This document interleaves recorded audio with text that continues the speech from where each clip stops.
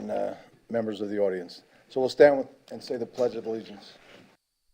Pledge allegiance to the flag of the United States of America, to the republic for which it stands, one nation, under God, indivisible, with liberty and justice for all.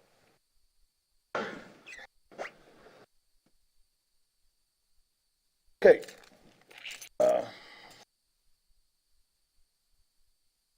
First item on the agenda is the discussion about the Times Square clock. Obviously, there's been a lot of discussion around town about the future, the fate of the clock down there. But we're going to talk about it today. So who wants to start the discussion here?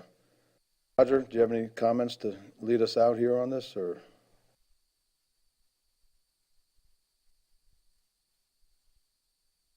Morning.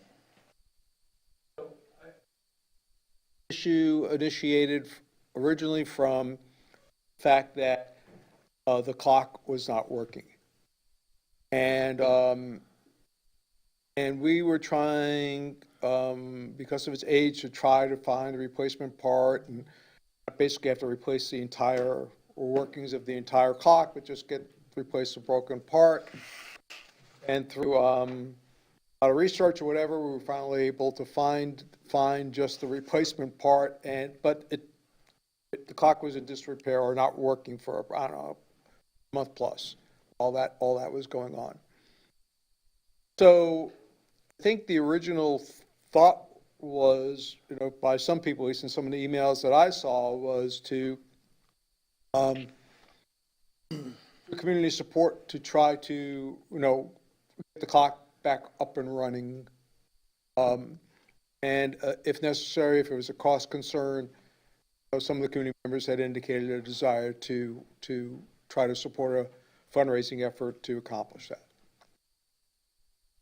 So then the clock started running again. Now it's morphed into the issue that the existing standalone clock that we currently have is not included in the new plan for Times Square.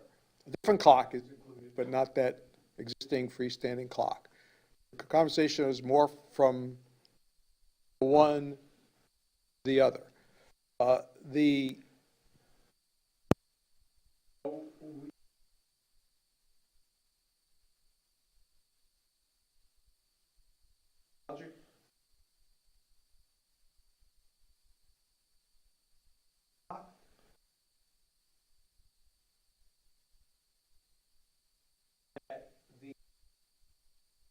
New look and feel that we're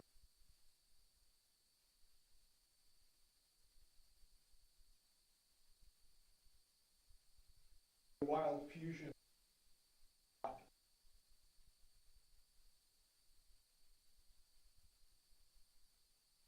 So, or do we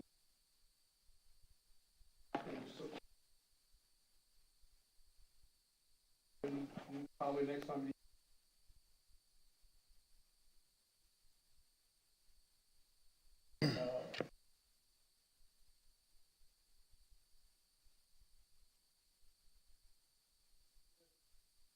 Roger, is your mic on?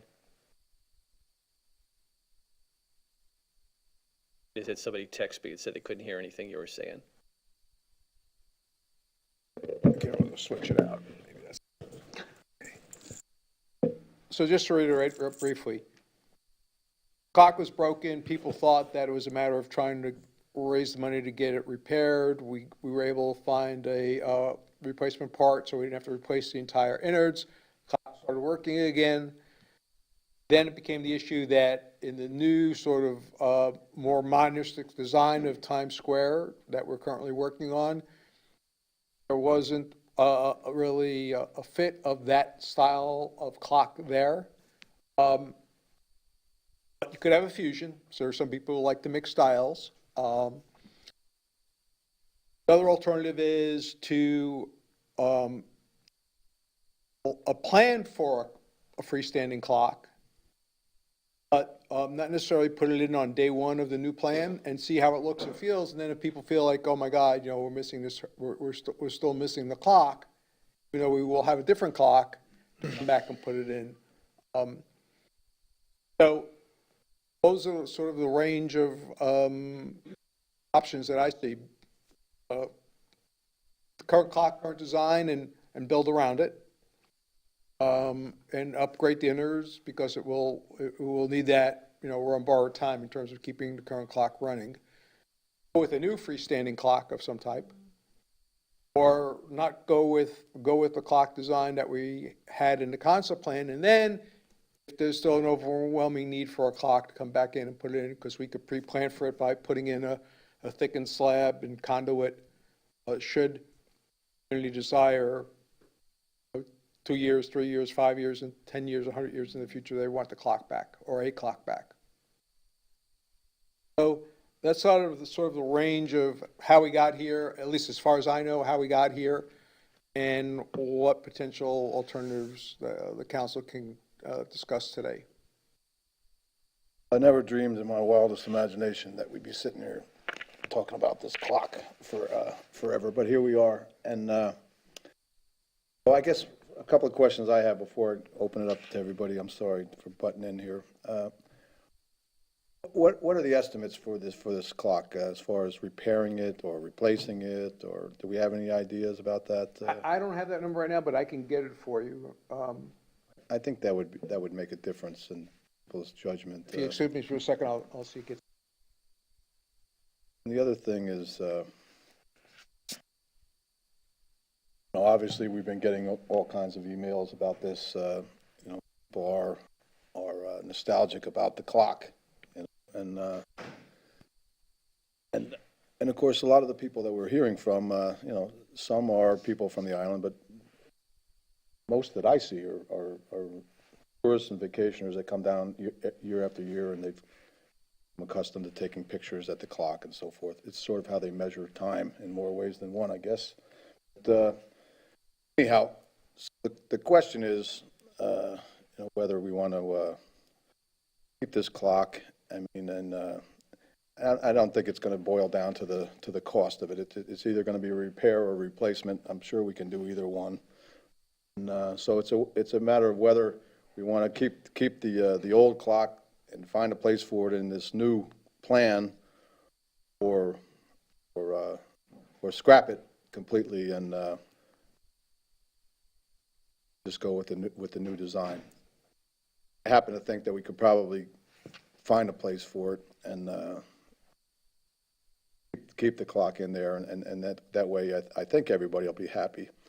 It's funny, public opinion, usually the only people you hear from are the advocates of one certain cause. You don't hear from the silent majority of people who really don't care one way or the other, to be honest with you. That's the impression that I'm getting. Anyhow, those are my comments, and then I'll be happy to listen to what you all say. Jim? Mr. Mayor, I asked to put this on the agenda today, and I appreciate my colleagues going along with that at our last meeting. And here's my thought on both the clock and the arches. And I know they're different issues, and they mean different things to different people, but I've talked about this before, but this island is going through what I call a renaissance. We have major change going on, all of which I support. The Estero Boulevard renovation is major, and I think a tremendous, even though it's been difficult, a tremendous improvement for the island. We've got Margaritaville going in. We've got Bayside Park, Times Square, Bay Oaks, got a new bridge on the south end. We've got potential new restructuring of the traffic coming off the north end of the bridge. These are all tremendous, I think, developments for our town, and I support them 100%.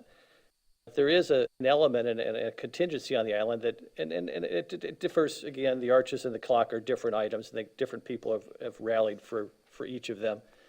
But it seems to me, in the interest of comity amongst our citizenry and being collegial, and being respectful of all, trying to bring everyone along on this change, it seems like an easy thing to do for the council to be sensitive to the folks who want to preserve the clock in its existing location. I've received no correspondence in support of the new sale, and there was no ill intent putting that new design in. People were trying to modernize and change the Times Square and improve things. There was no ill intent there. But clearly, many folks have reached out on the clock. You're right, Mr. Mayor, some live off the island and are tourists, but we should certainly be sensitive to them. But many folks on the island, including our former mayor, rallied for the clock and preserving the existing clock. And on the arches, it seems like we've got three new members of the town council, and we've got a very earnest group of folks trying to preserve the arches in one way or another. And I'm just trying to be sensitive to their ask, so we can, as this island changes, and again, I would argue in a very positive way, we try to bring everyone along with us, at least, and we'll never bring everyone, there'll always be dissent, and that's okay, but we ought to make an attempt to try to bring everyone along with us. So I strongly support preserving the existing clock. Whether it needs to be replaced eventually, we would replace it with a light clock, really try to salvage the existing clock if that's possible. And then I support trying to find a creative solution to the arches. I don't know what the answer is. I'll offer a couple of suggestions. But I just think as this island changes, again, in a wonderfully positive way, we ought to try to bring everybody along with us that we can. And these two asks, to me, seem very reasonable. Thank you. All right. Yeah, I kind of concur with what Councilman Adderholt said, but I also kind of think there's three different schools of thought. One is to keep the clock as it is. The other is to upgrade the clock with something else, and the other is to remove it. Similar to what Councilman Adderholt said, I didn't get any love.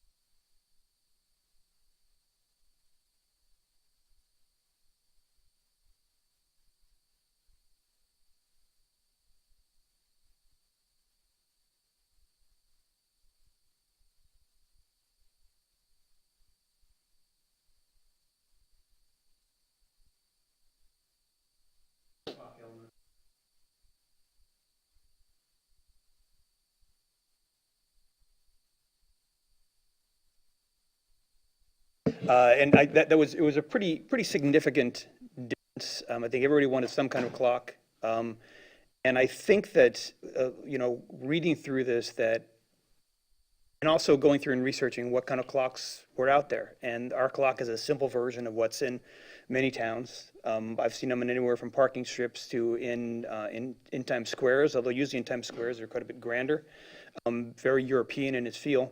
But I think that if we're going to replace the clock, we can do better than what we have now. I know the clock, again, people who've been here a while seem to have a great deal of affection for it. But I think, we're putting a huge facelift on Times Square. And to build around a clock that, as a couple of residents said, was a off-the-shelf simple kind of clock. It wasn't something that was custom made for the island. I think that there's a lot of opportunity and a lot of things we can do that will be more fitting to the upgrades of Times Square and to the community itself. There's a clock and different style clock. Ms. Mayor. I agree with Bill. I will. I agree with what everybody said so far. I've had a lot of correspondence with people that very much wanted to keep the clock. And as Councilman Adderholt said, we are, embarking on quite a few changes that are going to make the island feel and look a little bit different than maybe it did 20 years ago. Perhaps preserving something as small as this clock, I think it's a pretty good idea. I've always enjoyed keeping something old when you put something new. It just remembers, how you got there. My question to staff and maybe Roger would be, we decided to keep it in the spot that it was, because I know there's been some people that have said they'd like to keep it exactly where it is. Some are okay if it gets moved as long as it stays. Do you see any issue with keeping it where it's at, holding up or affecting any of the new design? There'd be time, money, and if so, what do you think it would be? Yeah, I wouldn't say, Counselor, I wouldn't say. Point of order, Mr. Mayor. Excuse me, sir. This isn't a regular meeting where we have interjections, so you're going to have to keep that to yourself for right now. I'll be happy to listen to you when we break. Thank you. Continue, Dan. Roger? I wouldn't say exactly, maybe in the exact spot, but I would say in the immediate area, we could probably put it in there. I just don't want to be hold into the exact spot, but I would say, it would take 5 feet either, in any direction, yes. To answer your question, Mr. Mayor, the clock that's currently there is from 2001, and I think most of you are familiar enough with ocean salt environments that something mechanical that's 20 years old pretty much has achieved its service life. And so now we can buy if the decision is to go with the clock, we just replace it with the most updated version of the same model per se. If that's council's decision. Depending upon the casement, the upside price would be 50,000. If we went with a cheaper encasement, it could be 50,000, that's what I heard you say? 50,000? 50. Okay. Okay, and just to put that in perspective, the project itself is $2.5 million. Just to put it in perspective. And if I might, Roger, what's the cost estimate for the proposed clock / sale? Well, the sale is not the clock in the new proposal. The clock in the new proposal, as currently shared with you by the consultant, was an LED style clock and sort of a variable message sign, and one of the repeating messages would be updating the time. Could have the tides, could have happy holidays, it could have other things on that message. So that's more like a variable. It's like a narrow variable message board, if you could think of it from that perspective. You have a rough estimate as to what the cost of that would be? I do not, but I could try to get that for you.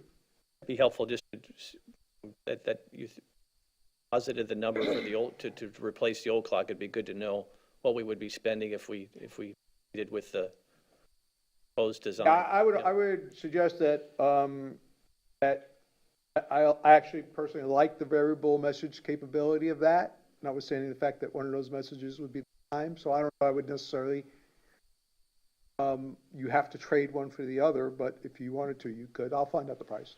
Okay. I think it would be nice, I mean, just by talking about this clock doesn't necessarily mean we have to remove the other clock. I found it interesting, so many kids of this generation don't know how to read the old clocks. Part of what we're doing is for future generations, and not that them being able to read the clock or not read the clock, but I found it very interesting that I had someone that was 18 years old come up to me and say they didn't know how to read the old style clock, and it kind of took me back. That then I thought about my daughter. They aren't teaching cursive in school anymore, so times are changing, and I don't think that we need to necessarily have to, whether the clock stays or goes, that we have to worry about the messaging board staying or going. I think you could have both. I agree.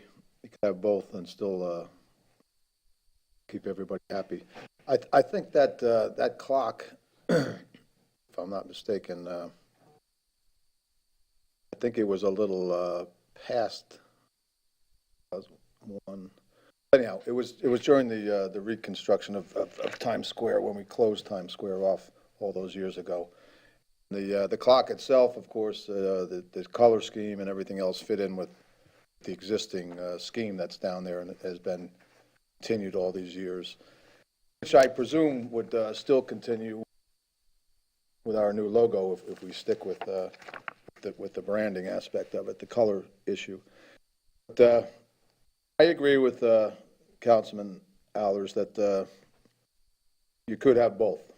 There's really no reason why we couldn't have both down there. Then if any question about what time it is at all, Well, And we can have field trips with the kids down there and teach them how to read the old clocks, and we can have all sorts of projects. And in fact, Dan, I think we'll put you in charge of that. And, Absolutely, I'd love to. I do think, Mr. Mayor, if I may interject, that, I agree with what Councilman Aller is saying, that, having an analog clock there, though, kind of is befitting for the Times Square. I really like the variable message board because it can have things that are maybe more pertinent to people who are down here, like tides, a countdown to sunset, all kinds of things that would be more fitting, but I don't like it necessarily being the only thing that tells the time. The other thing is, if we come up with the monument down there that we're custom doing, then it seems like we could also integrate the logo into it. And so one of the things that was said to be an advantage that we're looking at any kind of redo is have some spot where there can be a selfie spot. And that would make that monument serve that same purpose. Or the other thing is instead of, since right now there's nothing permanent, that's why the clock is such an attraction. We're going to have the stage. And the stage is going to be probably more overt, more of a gathering spot than a clock would be. So we can maybe even look at integrating, if we're going to have some kind of tower clock, integrating it into the stage itself somehow. too. Okay, well, what I'm hearing is, the consensus is that we want to keep the old analog clock in some capacity and join it with the new clock, messaging board, et cetera. And somewhere along the line, when we get into the next stage of our planning sessions with Times Square, we'll be able to get another picture of that and maybe some different proposals about the clock, or maybe Councilman Veach's idea of integrating it with the bandstand or whatever. But we'll have other options. But if I'm not mistaken, the consensus today is to keep the sign or keep the clock, and we'll do that and let it be known throughout the town that the clock is going to stay. Okay? Sure. I respect your wanting to ask a question, but we don't answer. We don't have question and answers during these management and planning sessions. I'll be happy to talk to you when we break here. No, sir. No, sir. No, sir. That's out of order. May I say something, please, Mr. Mayor? No, sir. No, sir. Please, please. Relax. I promise I'll get to you when we break. This isn't the forum. Please, Mr. Mayor. No, I sir. want to remind everybody in the room that you opened the meeting by saying we're going to have the public discussion. Here that wants to give any of us a chance. No, sir. No, sir. No, sir. No, sir. Yes, sir. No, sir. Sir, you're out of order. You're going to be removed now. Please, I don't want to have to do that. There's no public discussion in the management and planning meetings. We have the public discussion during our regular council meetings. This is a management and planning session, sir. Now, please, please abide by that, and I'd be happy to speak with you as soon as we break here. Now, we'll move on to the next item. We have consensus on the Times Square clock. Mr. Mayor, Yes, sir. the current estimate for the sales, which was the question that was asked, is, according to the consultant, is $100,000. To answer that question, that's the current Cost for the sales or the sales. I'm going to ask the question, what was the cost for the sales? And Roger, just to be clear, and just help my memory here, wasn't the digital display, wasn't that underneath the main sale in Times Square, or was that a completely separate? I thought you had the big sale right where the clock was, and then there was a digital thing around it. Am I not remembering that It was correctly? on that pole, but it could be on a different pole. But It was on that It was currently, if your memory is, my memory of your memory is correct. So without oversimplifying this, we could actually save $50,000 by preserving the clock. If you eliminate the sales and add back in the new clock, theoretically, you would save $50,000. Thank you. Okay, we'll move on to the next item. That's the Fort Myers Beach arches. This is the discussion of the arches as requested by town council. Again, Roger, I'll let you start off with this. And Mr. Mayor, members of the council, representatives of the group that have to try to find a home for the archers that used to be at the northern entrance of the island. Have come to the town council and spoken at least two, possibly more times, with regard to trying to find a site for the arches going forward. And the last council meeting, under council member items, Councilor Adderholt said that he wanted to have a discussion, and that was supported by other members of council. So it's on the agenda for you to discuss today.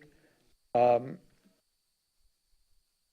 you know, the Arches folks have worked with Lee County to for locations, and what has been told to me by Lee County that they have suggested locations. In some cases, those locations required a scaled-down model, and for whatever reason, that wasn't embraced by the Arches support group. So, I would caution you not to get into competition with them, but feel free to discuss the item. As I think you all are aware, it's not currently contemplated in any of our capital improvement plans as we begin this discussion. Mayor has stepped out of the room. Jim, I believe you were the person who requested this on the agenda. Do you want to speak? I'll start. It's a similar preamble that I said before with respect to all the, I think, wonderful change occurring on the island. When I first ran for office, I was contacted by the Save the Arches group, and I expressed sympathy to them. And since then, we have 3 new members of the council. In an effort, again, to bring everyone along as the island changes, I don't claim to have the answer. I suggested at the last meeting that possibly an opportunity might be at Bay Oaks. There's a half-mile walking path, which is a beautiful idea that the Borcab folks came up with. And that walking path goes close to the historic cottages. And I thought maybe if we could, real life, if you look behind me, you can see the arch, maybe just part of the arches, that one major arch here with a plaque attached to it that would picture the whole arch and give the history of the arches. And then people could walk through it as they go through the pedestrian walking path. Unfortunately, that idea was not embraced by Borcab, which is fine. I have great respect for them and their history and wisdom on the island. But I was just really putting that up as a trial balloon, trying to find some kind of a compromise where we could, again, try to bring everybody along on this renaissance that the island is experiencing. I have another suggestion. The southernmost beach access to Lynn Hall Park might be a nice place for the arches as well. There's currently room. The color of the arches matches nicely with the sand and the beach. Everyone could pass through there, have that photo op, that opportunity to reminisce. I don't claim to have the answer. I just think out of respect to our citizenry that is really trying to preserve the arches, we ought to be looking for ways to memorialize the arches.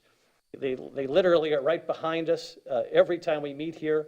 They clearly have historical significance.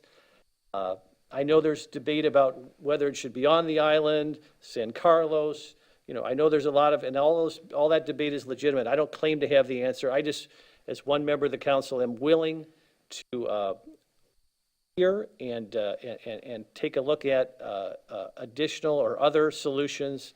And I'm wide open to the idea of finding some way to preserve the arches in some capacity. Yeah, similar to what Councilman Adderall had said, that,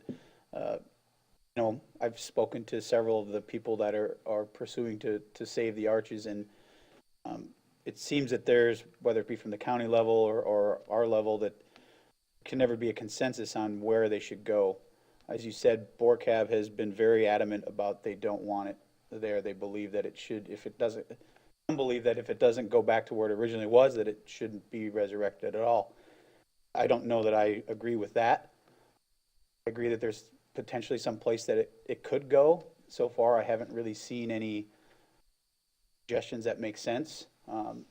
Perhaps maybe at the base of the bridge in the new roundabout area or something. I don't know. Maybe there's a place that we could put it to keep that alive. But as I said before, I'm all about keeping history as you move forward, involved in some of the designs. I haven't seen anything that really strikes me as a good landing spot for them yet. But I'm definitely open to any suggestions somebody may have that I haven't thought of. Yeah, I think we have I understand the strong desire for a certain group of people to try to restore this bit of history. Seem like we're coming up with a pattern where everywhere that they propose to put them, there's some entity or some group that has an interest in that area that doesn't want them. This was with Bayfront Park, it was proposed, and the people around Bayfront Park want to keep it open.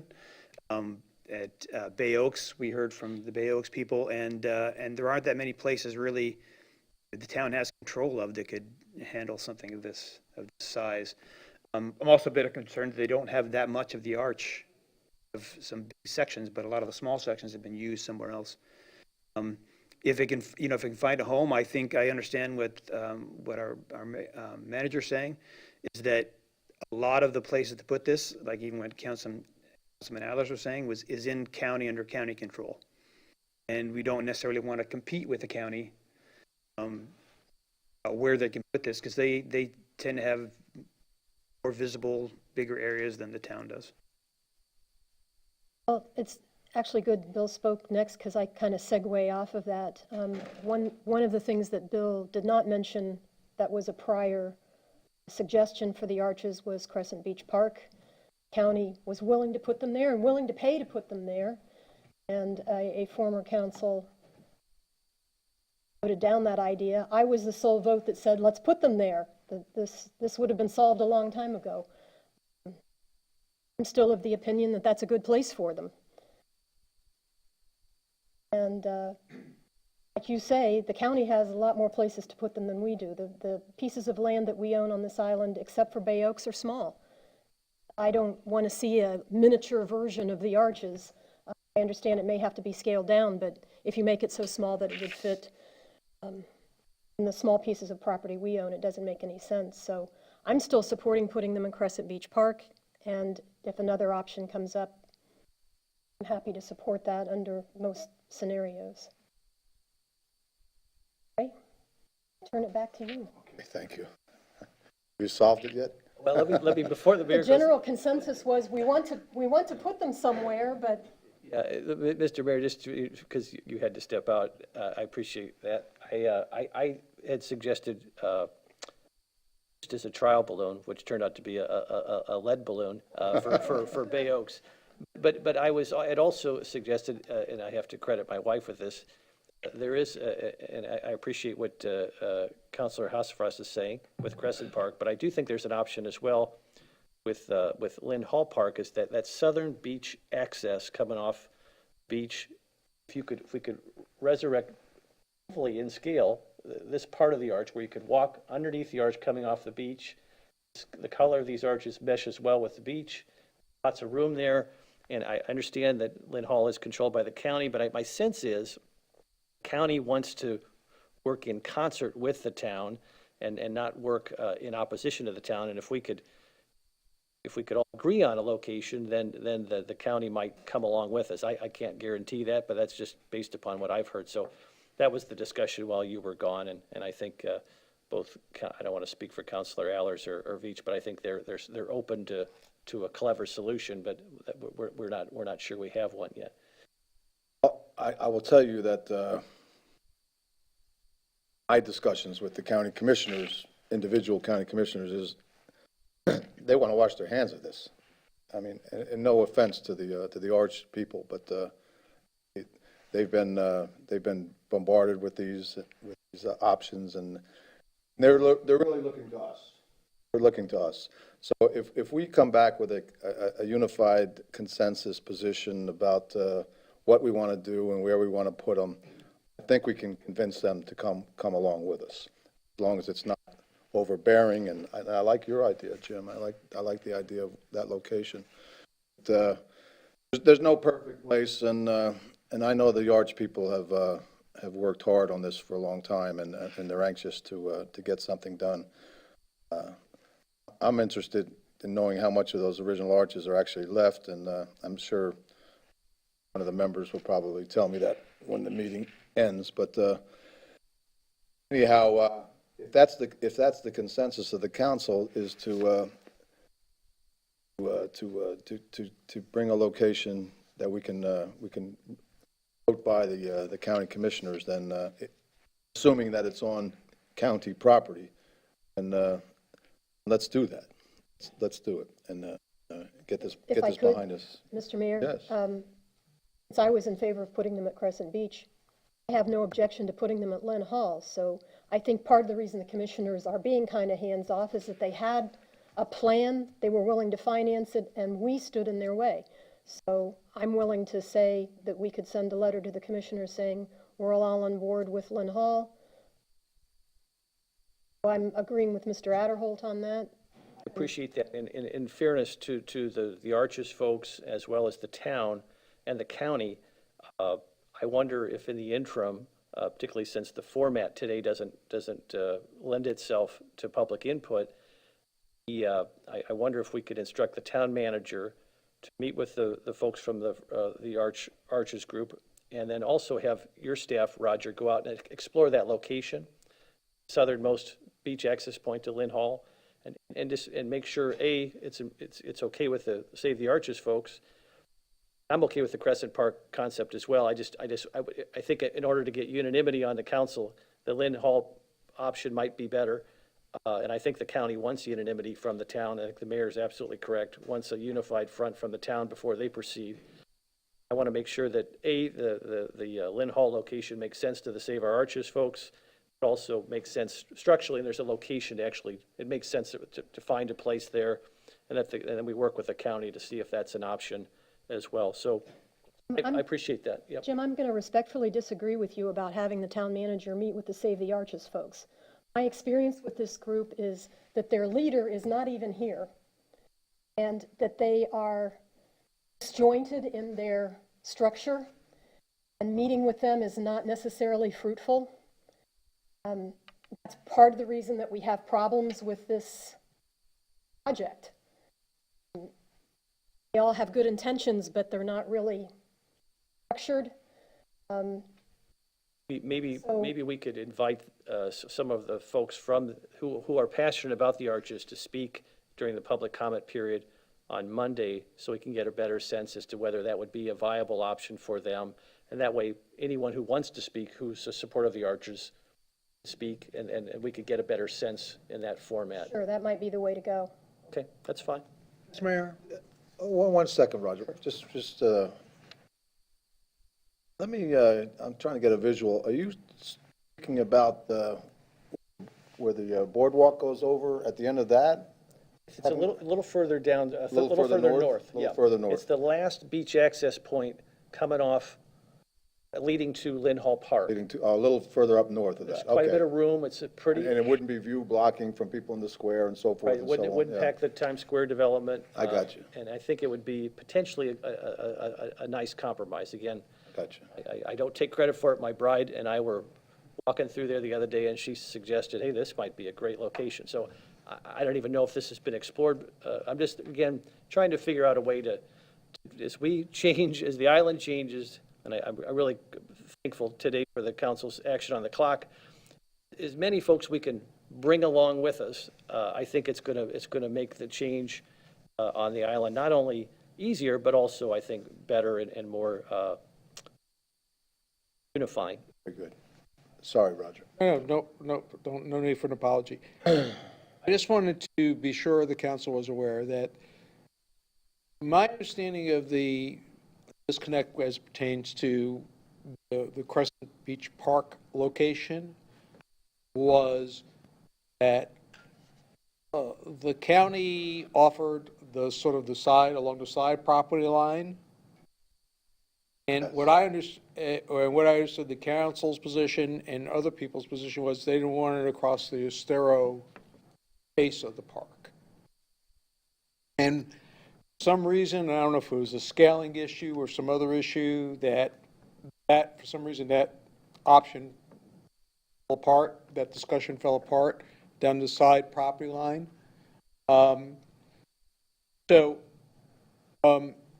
be clear, I don't know that the county, or that was their last offer on the table. I don't know that that really, that couldn't be easily resurrected, if you will. And I will tell you that I think there is a hesitancy on the county's part to sort of have it on the faces of the property, sort of the Cerro Boulevard portion, versus down the side property lines, if you will. But clearly, that is the ultimate decision of the council. We can communicate that to the county through a letter to the county manager and the commissioners to say that, if you were to go forward with this, this is our location A, location B type of thing. I think it's good to give them more than one so that, they could kind of wrestle with both of them and look at the pros and cons of both, or even three if we could come up with a third. And then one of the things that sort of is whispered but never really talked aloud about is that, who's paying for what? So as we become more active in the discussion, there may be a reach out to us in some point. Well, if that's where you want it, are you willing, say, to divide it by thirds? We'll pay a third, town pays a third, and folks raise a third. I don't know how that financial element will come to play once feasible location is identified. I'm sorry, Jim. I have a feeling that they'd be a little more receptive to this location than the, something that's viewed from the boulevard. Really wouldn't see it from the boulevard, it's kind of up there, and it's sort of on its own up there, if I'm imagining it right. And if it's not too, too large and overbearing and so forth, I don't, if it's a smaller replica of what was and so forth, I mean, I don't see why they would be too objectionable to that.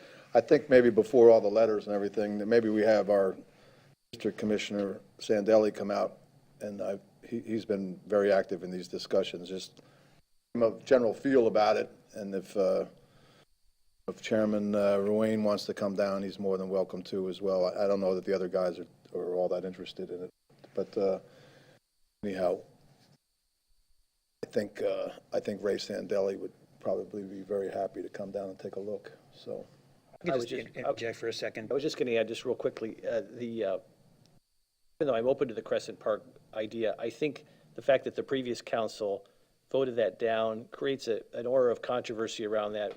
The goal here is to try to bring everybody together. If we can make the Lynn Hall Park solution work, and there's little resistance to it, I just think it'd be, as we're trying, this is an opportunity to bring people together. Crescent Park has some history and some controversy. This is a new location. I just think it might be nice to make a fresh start and try to bring everybody together. But I'm sorry, Councilor Veach, go ahead. One thing that's come out as being a common thread with this is that, and it's not just with the arch, it's with every construction that we see, every big block house is going up in Estero. People complain about the loss of the open views. And that has been, I think, a prevailing complaint about the arch is that they'll block a view. And I think that you put them, one of the reasons why the county probably didn't want them along the boulevard, because that was a view towards the beach, and that's the premier view we have on the island. I think putting anything that's going to run along the beach is probably going to have the same kind of negative effect from people that are in the area. I would, and particularly if it's right along the beach. I understand what you're saying, where you're going to put it, but I look at this and I see, well, this is really for cars. So the entrance to Lynn Hall Park, where they have an entrance and they have an exit, would fit a version of this. I think that you'll probably find that people on the other side of Estero are going to complain because they're losing their view. I appreciate what you're saying. This would be on the other, as you come off the beach through the vegetation, that's where I'm talking about. So it wouldn't obstruct the view of the beach in any capacity. And then people would walk through it on their way back to the parking lot and through the park or 2 Times Square, but it wouldn't obstruct anyone's view of the beach, because I agree with you. Don't want to obstruct any view. So no view would be obstructed, because the vegetation already obstructs it. And it would be, you walk up the beach, through the pass of the vegetation, and then you'd have an opportunity for the arch. This is quite a bit higher than the vegetation, though, isn't it? I don't know that it would be. We'll have to go back and take a look at it, but your point's well taken. Not a miniature model of it. No, this, yeah. But I think that, and the other thing is that there seems to be a lot of competing, like I said, opinions on this. And I guess one sign of a proper compromise is if no one's happy, That's fair. no one's satisfied, I should say. That's fair.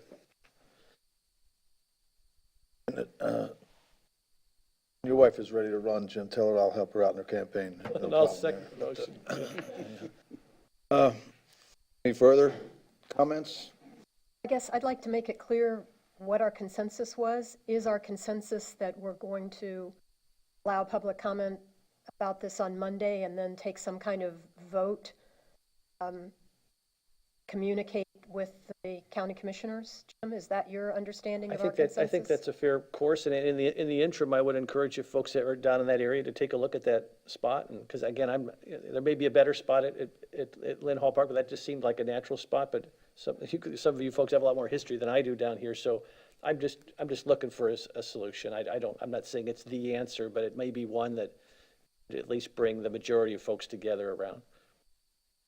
The consensus that, excuse me, Roger, the consensus that I think we've arrived at here today is that we're going to find a location for the arches. We're going to try to find a location for the arches. Is that what I'm hearing? Is that pretty much what I'm hearing? And so at least we're at that point, so there's no question that the arch folks know that we're trying to find a location for the remnants of the arches. So anyhow, and we'll explore this possibility. And, if any other ones come along during this process, we'll take a look at that too. But so that's the direction we're heading in. I'm sorry, Roger. Go ahead. No, sir, no need to apologize. I just wanted to be clear.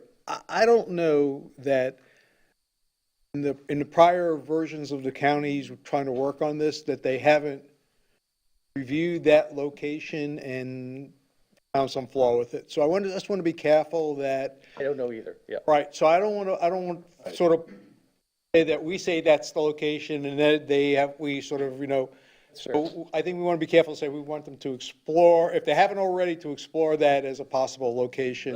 That's fair. If it's feasible. And I think what the conversation really needs to be with the arches people is if before we have the county do that, if that location is not going to make them happy, for whatever reason, then why go through that effort, just to be back at loggerheads with them? So I think we need to be careful that we don't find ourselves in a situation where we recommend site A, B, and C, and they say we don't like any of them. So, that puts us in a spot. So let's be sure that before we go asking third party, the county, whether it's okay with them or they would look at that location, let's use the mechanism of public comment or whatever to see that, well, if that were accepted by the county, that would be fine with us. Just don't want to get caught, trying to have 3 people pick a restaurant. No one wants to go to the restaurant that the other person wants to go to. And that's fair. In the interim, I would encourage the supporters of the arches who maybe are here or watching, is that either if the group is unified around a particular position, come and share that with us on Monday during comment period. If you have a dissenting opinion, you're welcome to come as well and share that. And so we can get a little bit more input as we try to work to find a solution everybody can support. And one other point is in conversations I've had with them, they were essentially promising to finance this construction, raise the money for it. So I think, Roger was saying is a three-way split is one thing, but I think that, this is the promise that they made in one of their pitches. So another approach to this would be to say, just logistically, not finding a spot, is that, okay, here's a spot for it, and then until they raise the money, it doesn't go up. I think the county's offered to provide some help too in the past, so hopefully that offer's still outstanding. Yeah, your point's well taken. So what we have accomplished here this morning is that we're sending a signal to the county commission that there is direction from the town council that we're moving forward. They've been waiting for a signal from us, frankly, and today they've received it. So we're moving forward, and we're exploring more possibilities with the intention of one day resurrecting the Myers Beach arches. Okay. Any final thoughts? No? We'll move on. Item C is the Bay Oaks redevelopment progress. These are matters regarding the redevelopment of Bay Oaks. Roger, you want to lead us out? Mayor and members of the council, the Bay Oaks Advisory Committee has taken three firm positions. One of them is, you talked about earlier, which is that they didn't want to place the archers at Bay Oaks. The second is that they didn't like the latest concept plan that was presented by the consultant to you all. And third is that they would like a complete plan with all phases included, as they originally presented in terms of their recommendations for the total build-out of Bay Oaks campus. And I think the potential disconnect is that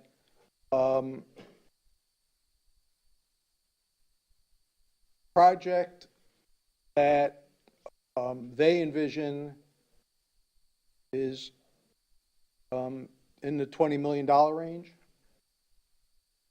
And the amount of money we currently have available is less than that, unless the council determines to create more to the project. And this, from the staff perspective, we'll build whatever the council directs us to build. Inside skating ring, we'll do that, or rock wall, or whatever. Point is that we're taking what we're hearing in the way of comments from the council to say that we're pretty much working on with a $5.5 million budget. So I think it would be important to get that clarified today if we could. So Council Allers is liaison to the committee. He may want to speak next about this, but right now, we really go a long way to try to get this issue clarified so that can move forward with a minimum amount of rework. Okay. Dan, you want to speak? Yeah. So I think it's important to, some of the new members like myself maybe don't have a full context of the background of how it started. 3 years ago, the discussion, 3.5 years ago roughly, kind of just an open discussion between those of us that were on BORCAB at the time about how nice it would be to revitalize the area and how underutilized it is and the marketing and all of that. So that kind of started us down the road. I think we could all be in agreement that in 3 years, the fact that we're this close to discussing doing something there is much faster than I ever anticipated. I can't speak for everybody else, but personally I could tell you it's much faster than I thought. Previous councils and obviously this council are in favor of doing something there. The issue that we're having now is the committee was directed to think big, which they did. They came up with very great ideas, but we came down to a point where, as a council, we only give them so much money to spend. Correct me if I'm wrong, Roger. I think if we were to try to do the entire project the way that BORCAB would like to see it done, it would take raising the millage rate 1.5, 1.6 from where we are currently to be able to fund that.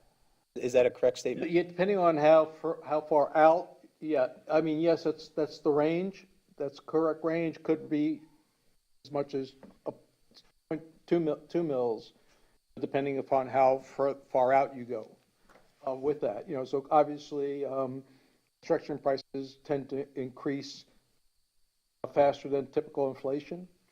So as you push things out, they will get more expensive.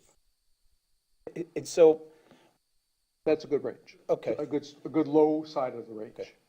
Thank you. So I think what Allison and her team did is they took all the input from BORCAB, put it into a pot, and tried to figure out exactly what was the most important things to try to get done to fit within the budget that the staff was allowed to work within.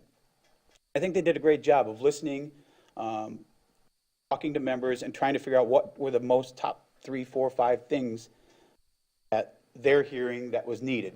Passive, recreation, place for meetings, something that's separate, so it's not just a gym. Things that can be, moving forward, can be universal. It's not just pigeonholed to being a basketball court. It's not just pigeonholed to being whatever else. I think Allison and her team did a very good job and put a lot of work into coming back with a concept that tried to involve everything, the amphitheater, the baseball field, and tried to get it as close to the $5.5 million as possible. Now, it's still over, so there's still tweaking that needs to be done. I think, I can't speak for you guys, but I would love to see the whole thing completely built, but I think what's missing in the discussion is the amount of use that it gets now and the revenue it's going to generate. Even at $5.5 million, I'm struggling seeing how we're going to build is, it's something much nicer than what we have, but it's not exactly what ORCAB has worked hard to put together that they would like to see. And I don't know, and I'll listen to your input, but I don't see how we're going to be able to bridge that gap without asking the community to spend a bunch of money for a spot that currently isn't being utilized. I just don't know if building something like that would be beneficial to the island as far as repaying, if I'm making sense. As Roger said, I think that we need to, it's important, when I was on the committee, it was my understanding that as a committee matter, our job was to take direction from council as to what we were to work on. Take that, we advise the council, and the council takes it from there and makes the decisions and moves forward. My fear is that the more we talk about this, the more it's going to end up being like the Estero lighting project. It's going to get stalled out. Nothing's going to happen. I really want to keep the ball moving, and if it's the majority of the council that we build the whole thing, then that's the majority of the council's vote. But last thing I want to see, and I believe some of the members of BORCAB are in agreement that they don't want to stall it out, but they want to be involved a little bit more as to what is being designed. Maybe be not necessarily designing it completely, but work a little bit more with them to get closer to what they'd like to see within the budget that we've allowed staff to work with. Something that kind of tags on to what Dan said. I'd like to remind everybody, and especially BORCAB, there's another advisory group, the Anchorage Advisory Group, who also planned a building. And all of those people worked very hard as well. And they are legitimate members of the community, just as the BORCAB members are. This council told them no. They then took off on a different path and tried to, come up with a way to do it. So I think that to do it in a different way, because the council told them no. They understood they were an advisory group and moved on from where they were. They were very disappointed. They really did believe that it was the best thing for the town to have mooring facilities there, but they moved on, understanding that the council didn't find that that was the place to put it after we took input from a lot of people. I think that's one thing to keep in mind, is perspective on all this, that there are other people in the community that have worked for things as well and have been disappointed as things have happened in addition.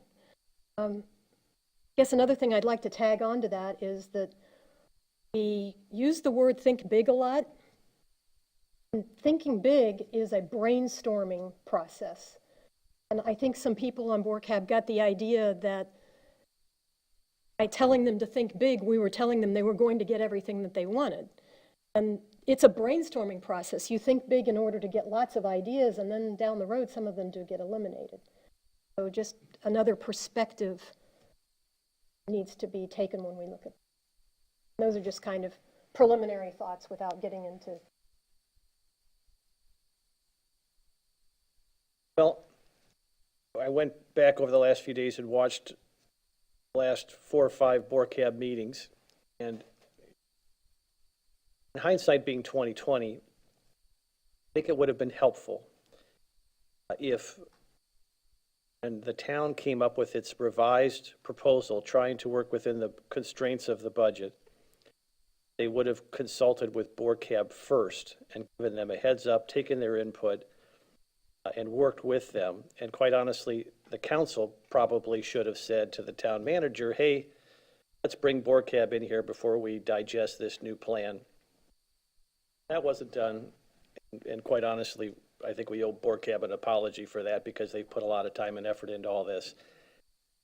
Having said that, it seems like going forward, none of this is irreparable. We can work this out and we can come together. I'd love to see a joint session between BORCAB and the town council, and I'd love to have the town manager and the design firm there. I'd like to, we had when the original Grand Master Plan was presented, the town council did had a great meeting. We trimmed a few things. We took out the Welcome Center. We debated whether we needed artificial turf in order to try to find some economies there. I think BORCAB understands that we need to tweak a few things. But I think what was lost in this transition between to this more project that was within the budget, that this new plan the town came up with, I think some of the vision of BORCAB was lost. And I think if there's a way to bring BORCAB in, implement some of their ideas and visions in ways that work within the budget constraints. Now, in fairness to BORCAB, this new proposal is also two-phased. The second phase involves building a new gymnasium 4, 5, 6 years down the road. So that's phase 2. So if there's a way we could take BORCAB's original vision and adopt some of the economies that the council's already put forth, again, eliminating the Welcome Center, the artificial turf, et cetera, employ some of the new ideas that that the town has put forth to help economize this thing, just bring everybody together again. See, if we're not all together on this, it's really going to be tough to marshal broad support for it. So again, I would argue that it would be helpful to have a joint meeting with the design team. And if we have to phase it, clearly one of the things I heard in all these BORCAB meetings was that the amphitheater was lacking. And that seems something we ought to be able to fix. Now, at the last town council meeting, we found an error in the loan agreement. The town found an additional $1 million to alleviate that error through reserves.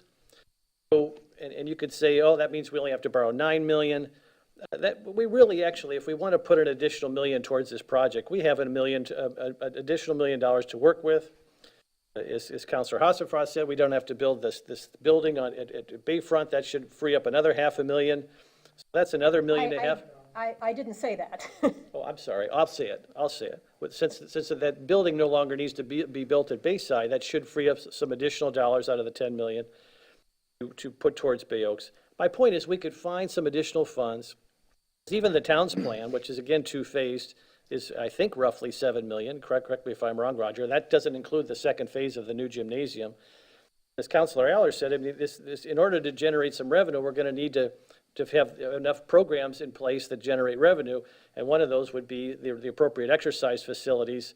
Right now, it's free. If there's a way we could put forth a nice set of facilities for our citizenry, then people would gladly pay a certain fee to use those exercise facilities, and that would allow a revenue stream to help with maintenance, et cetera, plus draw more people to the facility. So I guess, long story being longer, is if we could all come together in a joint meeting, hash through this together, everybody just sort of put it behind us, and I think there's still a path towards a very successful solution to Bay Oaks. I'm sorry, I've got to respond since Please. I was mentioned. The Anchorage Advisory Committee, I don't want people stealing their money. They're still looking at a way to provide on-site services, and including buying something on the beach, et cetera, et cetera. So I don't think it's fair to even mention stealing from their pot. Well, first of all, I didn't mean to offend you. I didn't mean to suggest stealing. This is a public meeting. Nobody's stealing Well, anything. stealing, Yeah. But, yeah. In the vernacular. yes. So, well, that's fair. Okay, well, I didn't realize that that would be husbanded for some other solution down the road. If that's the case, that's fine. I was just mentioning that we have some flexibility here to try to find some additional funds, make sure this could be, at least the first phase, properly funded. So I didn't mean to steal anybody's money, or hope you don't take offense. I just was thinking out loud, so I apologize if we were, certainly wasn't attempting to No, we get it. take your money. Yeah. Mr. Mayor, if I may, just to kind of add on to what Jim was saying, ORCAB was unaware that there was a discussion of two phases. I think that was part of the concern. I think once that they found out this could be a two-phase situation or a three-phase situation, I think they opened up a little bit to it. Now the concern with them, and this is my understanding or my reading of their concern, is one, obviously the amphitheater is a big issue, but there's no plan for the second phase. They seem that they're okay with moving forward with what we have and trying to incorporate as much as we can, but as of right now, there's no direction, there's no planning as to the second phase, when it will happen, if it will happen, how it'll get paid for, and I think that's a huge concern for them. If they could speak, I'm sure they would tell you that's part of the issue. Big thing is that they've spent a lot of time on it, they want to be involved in it, they don't want to stall it out, they want some direction from us as to will there be a phase two, will it ever happen? Could it ever happen, or is this going to be, this is what you get, and that's the end of it? Well, I understand what you're saying, and I agree and disagree both, because I looked at the plans that they have now for Bay Oaks, and I think, there's a problem with utilization at Bay Oaks. There's really not enough utilization, and one of the motivations for doing this was to come up with facilities that would create more utilization, able to do things that we couldn't do before. The building having essentially, it's like a senior center and like a youth center. It also interfaces with the field in a way where that could be used for bigger events, concerts, festivals, all kinds of things. I think that is captured in this plan. The other is that with the budget that we have, and I know we're already over budget, this I think is the most elegant proposal to achieve the needs you can within the budget that we're prescribed. The idea of having to throw in things like replacing the old gymnasium because it's going to require maintenance down the road, I think is a little misguided, just because it's a bunch of cinder blocks. If the old gymnasium becomes unuseful, it'll probably be because of some storm event and not just age, because we are on our barrier island. I think that as much as if the community wants the Cadillac plan for Bay Oaks and they want all these different bells and whistles, I'm okay with that. But I think the idea of raising our tax rate so significantly is not only beyond the authority of Bay Oaks, but even us. I would not feel comfortable doing that without some kind of referendum from the people who are paying the taxes that this is how they want to spend their money. I don't want to be the one to tell them this is how they're going to spend their money.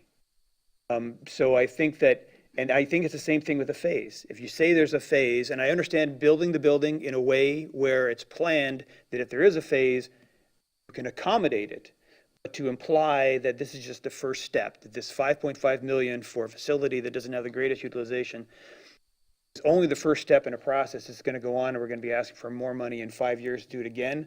I think that is just kind of kicking the can down the road.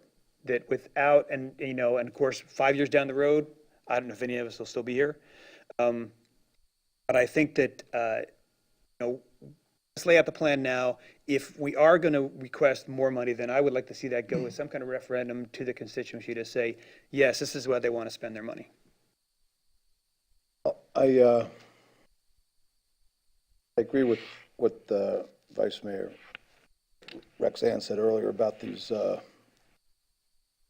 planning sessions, charrettes, to call them charrettes. You get into a room and everybody has the easel set up, and you say, we're going to do this project and shoot for the moon, put everything you want down on those easels and that's where we're going to start. We're going to start here and get down here somewhere, but we're going to start here. And I've sat through many of those, participated in many of them, and they work. They work. What I'm getting with this Bay Oaks, and the Bay Oaks Committee is to be commended. They've done what they were tasked to do. Done what they were tasked to do. Went, they looked, they took the input, they came up with a plan, they presented to us, and here we are. And of course now comes the pull and the tug. So, in my mind, getting back to what you said, Bill, is that the public hasn't really weighed in yet. All this stuff is just kind of out there right now, and we really haven't had the public weigh in. And that's where I would like to get to. I envision, in my mind, we've got a beer budget, a bourbon budget, and a champagne budget. There can be three different plans. If you want the beer budget, this is what it's going to cost. This is how much it's going to cost. It probably won't cost the townspeople very much at all. If you want the bourbon plan, it's going to cost you this much. If you want the champagne version, it's going to cost you that much. I think that has to be sold to the town. And frankly, I love everything they've proposed. I love all these plans, but those, they come at a cost, as we all know. They come at a cost. But what I would like to do in the vein of what Councilman Adderholt said is to have a joint meeting of the Board Cab and the council in a charrette style in Bay Oaks with the easels and invite all the people down and have a few different proposals to make. Let people get in there and see the models and see this and see that and really get a feel of what's going to happen there and sell it to the people. And, people my age are going to go down there and they're going to look for X. People my dad's age are going to go down and look for something Y. The younger people with children, growing children, are going to look for something else, Z. But, they have to see it. They have to be able to see it. Right now, they're just getting bombarded with all this information, what they see in the paper and online and so forth. They really don't have a good feel of it, I don't think. But, that would be my proposal. And if that sounds like it's going backwards, I don't think it is. But then if you had the different proposals and say, now listen, Fort Myers Beach taxpayer, if you want the beer budget, that's what it's going to cost you. If you want the bourbon budget, it's going to cost you that. And if you want the champagne budget, it's going to cost you that. And give them the number. What it's going to cost us on the millage rate and what that equates to additionally on their tax bill every year. The average guy here on the beach or lady on the beach here, if it's $30 or $40, the average one I'm saying, probably we wouldn't object to it. There'll be some people that are just opposed to taxes in general that, of course, will object to it. But I bet there are a lot of people here on the island that'll say, you know something, that's a pretty darn good plan, and I'm willing to pay for it. Oh, but I'd like to get them more involved, the townspeople more involved in it and present it, sell it to them. I don't think to this point I think that's our problem. We really haven't given them the options and sold it to them yet, and actually, frankly, told them how much it's going to cost. That would be my idea. If I could add something? Yes. I've heard a lot of talk about 2 phases, and that's never been officially agreed to, that there would be other phases. It's an idea that's been thrown out as a compromise position. The thing that I would caution everybody is that we cannot tie the hands of future councils. Future council may not agree to fund phase 2, phase 3, which is a concern of the Bay Oaks Committee, which is why I think you have to go the referendum option if there is enough will to do that. Personally, I think for the size of our town the plan that we've been presented is very good, and then should people decide, a future council and people decide in the future they want to go forward with more, they could, through lobbying their council, go forward with phase 2. But if people want to have a referendum, I wouldn't be opposed to that. But I think a referendum is necessary if you do want to set in stone that there will be a phase 2, because we cannot bind the future. You know, you could just try to sell the whole project. You know, I mean, yes, sir. Yeah, I didn't want to interrupt again for the third time. So I think the issue is a lot smaller than perhaps it's being made out to be. You know, let's remember this.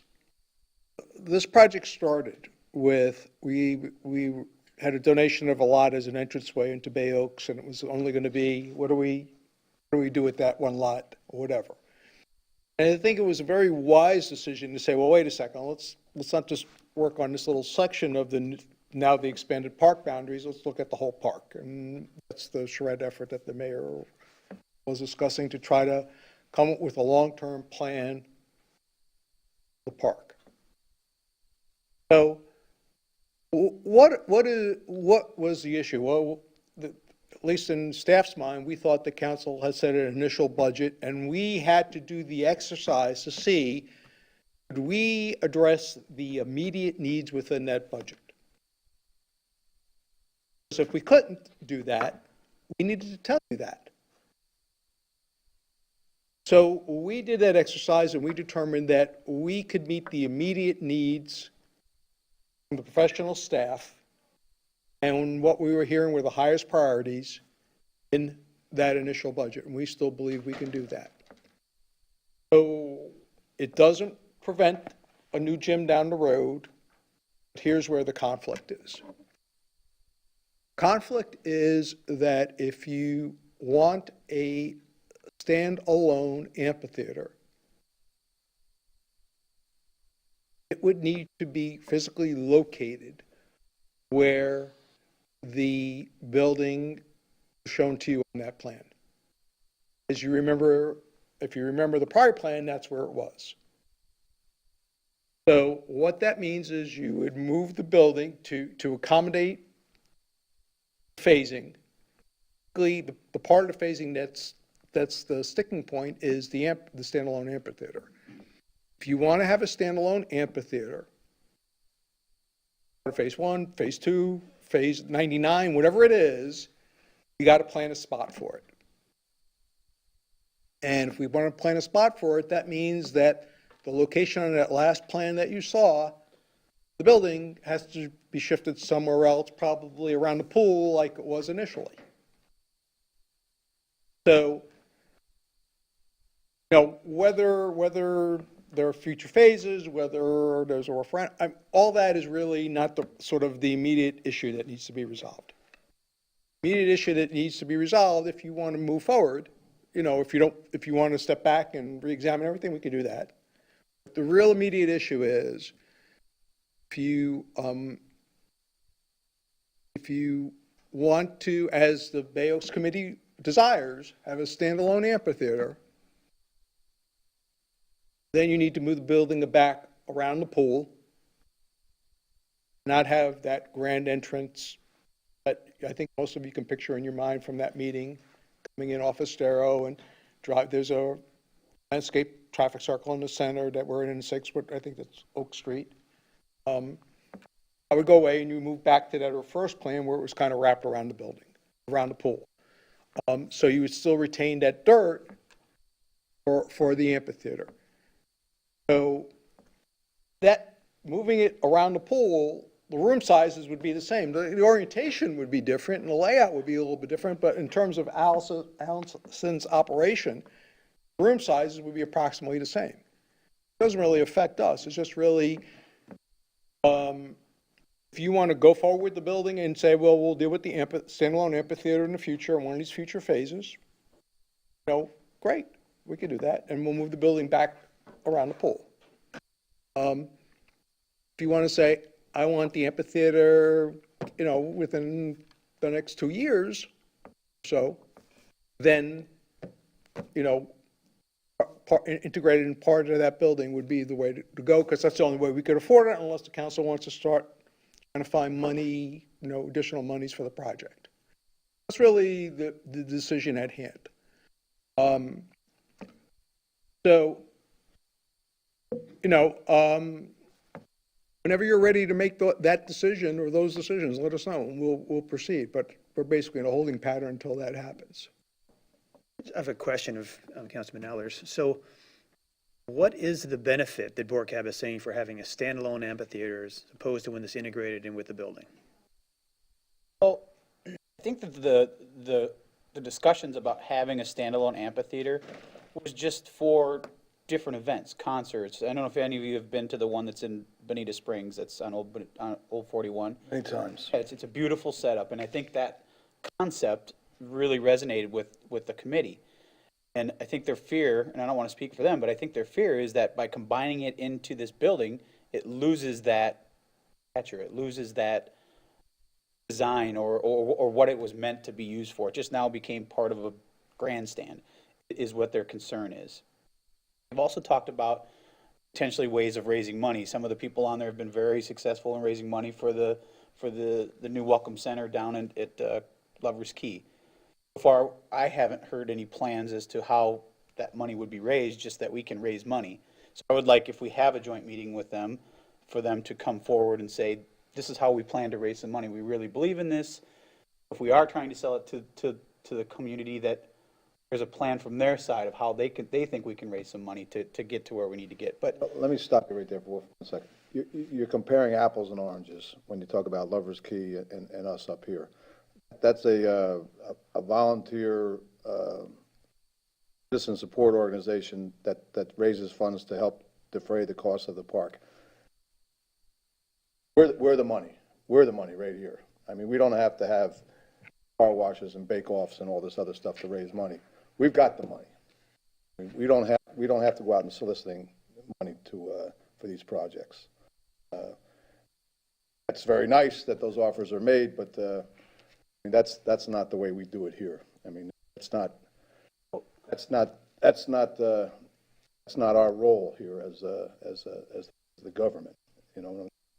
well, I do, Mr. Mayor, respectfully disagree with that point, because my only point was that they're very good at Not discounting. offering to raise money. I'm not that discounting. they I'm have not to. discounting their abilities. I'm not discounting. I know what they've done down there. They've done a fantastic job. I'm not discounting that at all. But anyhow, go ahead. I'm sorry to interrupt you. So, the standalone amphitheater, it seems like it's a very hot button with them.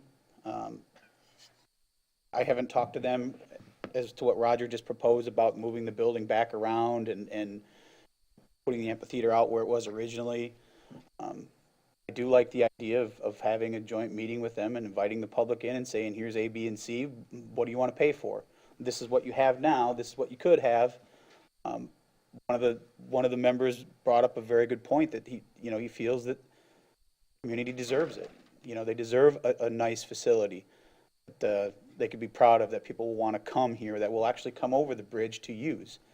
I don't feel that the way it's designed now, that would achieve that goal. But put it in the hands of the community, see if they're willing to pay for it. See if they say this is what we want, then it makes our decision very easy. It's interesting because when I looked at the designs, I was thinking exactly the opposite, that the way it's configured now, you could, with the building right there, it seems to me would make logistics and versatility better than just having something open, because you have air-conditioned space. If the weather packs it in, you have space. You could put a stage on the field and use the bleachers as seats, or you could put the stage in the building and then have a festival kind of atmosphere out in the grass. There's a certain versatility with that without the expense and the space of taking something that's just going to be an amphitheater. So I understand what you're saying. I understand trying to model something else, but I do think that the solution, I like the idea as an engineer to get as many functional uses out of something as you can. And I think the design that was put forward by the staff and the designers, I think really achieves that purpose, that there's a lot of opportunity. And I think that a lot of the justification we've been doing what we're doing with the 5.5 million come from the ability to say that we are going to create more uses, more functional uses of that property. It's not just going to be people playing pickleball. Now we're talking about, as part of the Island Hopper Festival, we can have bigger names come for bigger concerts. We could do a festival, the people are out on the grass. We can do a lot of the things with the way it's configured now that I don't see getting that much additional functionality with an amphitheater. We also know that people come to the island for the beach. It's a hard sell for people to come down here and sit in traffic to go somewhere where they can go to Bonita, say, where they don't have the same kind of traffic constraints. And one other point, a little off topic, but came up with what Councilman Adder was saying. At the meeting, our last meeting, there was a pretty good consensus that with taking this 1.5 million out of our loan amount and having to pay for it directly, it doesn't mean that we inflated this project by 1.5 million. There was consensus that it's still a $10 million project. We're just financing less of it. I'd like to jump in and say that I agree with Bill about the location of the amphitheater. I think it's actually better to have it next to the building. I've produced a lot of shows, community theater, and I see it as a much better location. If you're doing a show with costumes, you need a place for people to change. You need a place to store the costumes. You don't want to be hauling them clear across to the other side of the field.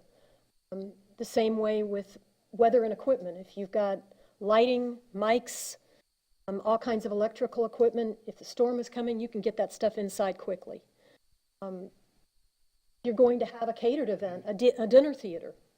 You've got the building right there to keep the food warm or cold, et cetera, et cetera. To me, it just seems like it works much better to have it there. I like the idea of having it attached to the building. That's not to say that there aren't some improvements we could do to the current plans to make them better in some way, nicer in some way, more attractive to people. But I like the idea of having the theater next to the building, the stage next to the And I think that gets back to the mayor's suggestion. I think it's a good one to have a joint meeting at Bay Oaks where we could literally juxtapose the original vision from BORCAB with what the town came up with, have some input, have the design team there where they could answer questions. There's modifications, if there's concerns. I think it also, we as an entire group need to prioritize what's most important, particularly if we do it in phases. So I support the mayor's thought on bringing everybody together at Bay Oaks, having a joint meeting. I'm going to bring everybody together. I wouldn't do it at Bay Oaks because when we've had meetings there before, the sound quality is horrible. There's an echo, the recordings are bad, you can't hear what people are saying.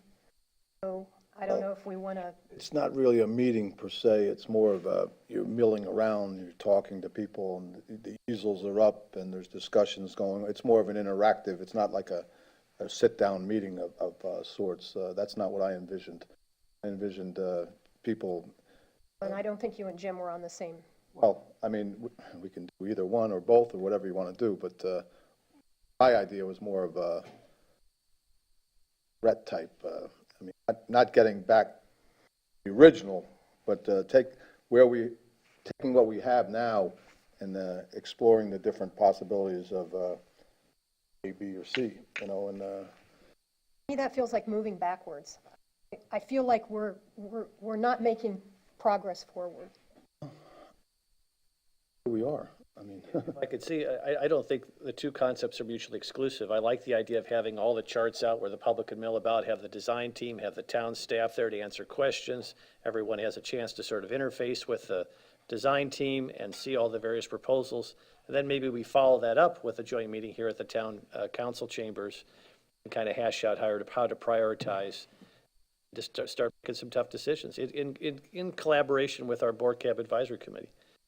that would be fine. And in the process, I mean, while that's going on, hopefully the press will be involved with this and follow it closely and so forth, and be relaying to our taxpayers what this is going to cost. And and also not just the hard numbers, but also promoting the benefits to the community of the stage this way, or an amphitheater that way, or the entranceway this way, and so forth, and try to reach some consensus among the community. You know, I mean, we're like in a cocoon at times here, the town council and board cab, you know. We've got our little group, they've got their little group, but we need to get the whole community involved in it in some fashion, and have them weigh in on utilitarian portions of it, design portions of it, and frankly, the dollars and cents of it. I mean, everything's great until you have to pay for it, but as I said earlier, I mean, if we can come up with a beautiful project, I have every feeling in me that says the good people of the town of Fort Myers Beach will get behind and support a project that may cost them a couple of extra dollars a year on their tax bill. Everybody must remember, when they pull out their tax bill and look at the town of Fort Myers Beach's portion of that tax bill, how minute it really is. Again, I know some people are averse to any form of increase in taxes, and I'm not proposing a tax increase today at all, but let them see what is proposed and what it's going to cost. Let them decide. They'll let us know. Just like they did about the clock. Mr. Mayor, I think if we're going to compare apples to apples, I would like, if the council would like to direct staff to the proposal that they showed us with everything in one. My conversations with Roger, it was just kind of put together as this is an example of what we could do. I don't think any of us agreed that the design, the way it looked, was exactly what we'd like. I'd like to see if they could take a stab at taking the input that they got from BORCAB and from council and making that plan a little more designed so that if we are going to present it to the public, they can see this is what has been approved so far, this is what you would be getting, this is what you could get. Exactly. So that, you know, because right now you're just looking at a white building that really has no personality, has got nothing.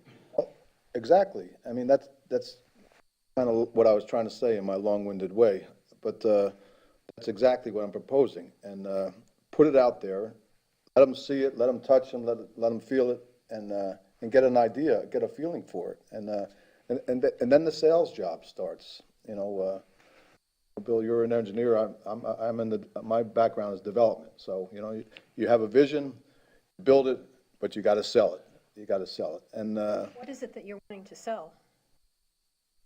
the concepts. Well, are you wanting the amphitheater, I'm not getting into the specifics of that. I'm not proposing. Well, I don't think we need to sell the current idea. We've got the money to do it. No, we don't. Well, we're close to having the money to. If we keep moving along this path, I feel like we're making progress. Well, I mean, assuming that we're going to do all three projects, there's a finite number from what I'm getting for the Bay Oaks project, which is in the $5 million range or something along those lines.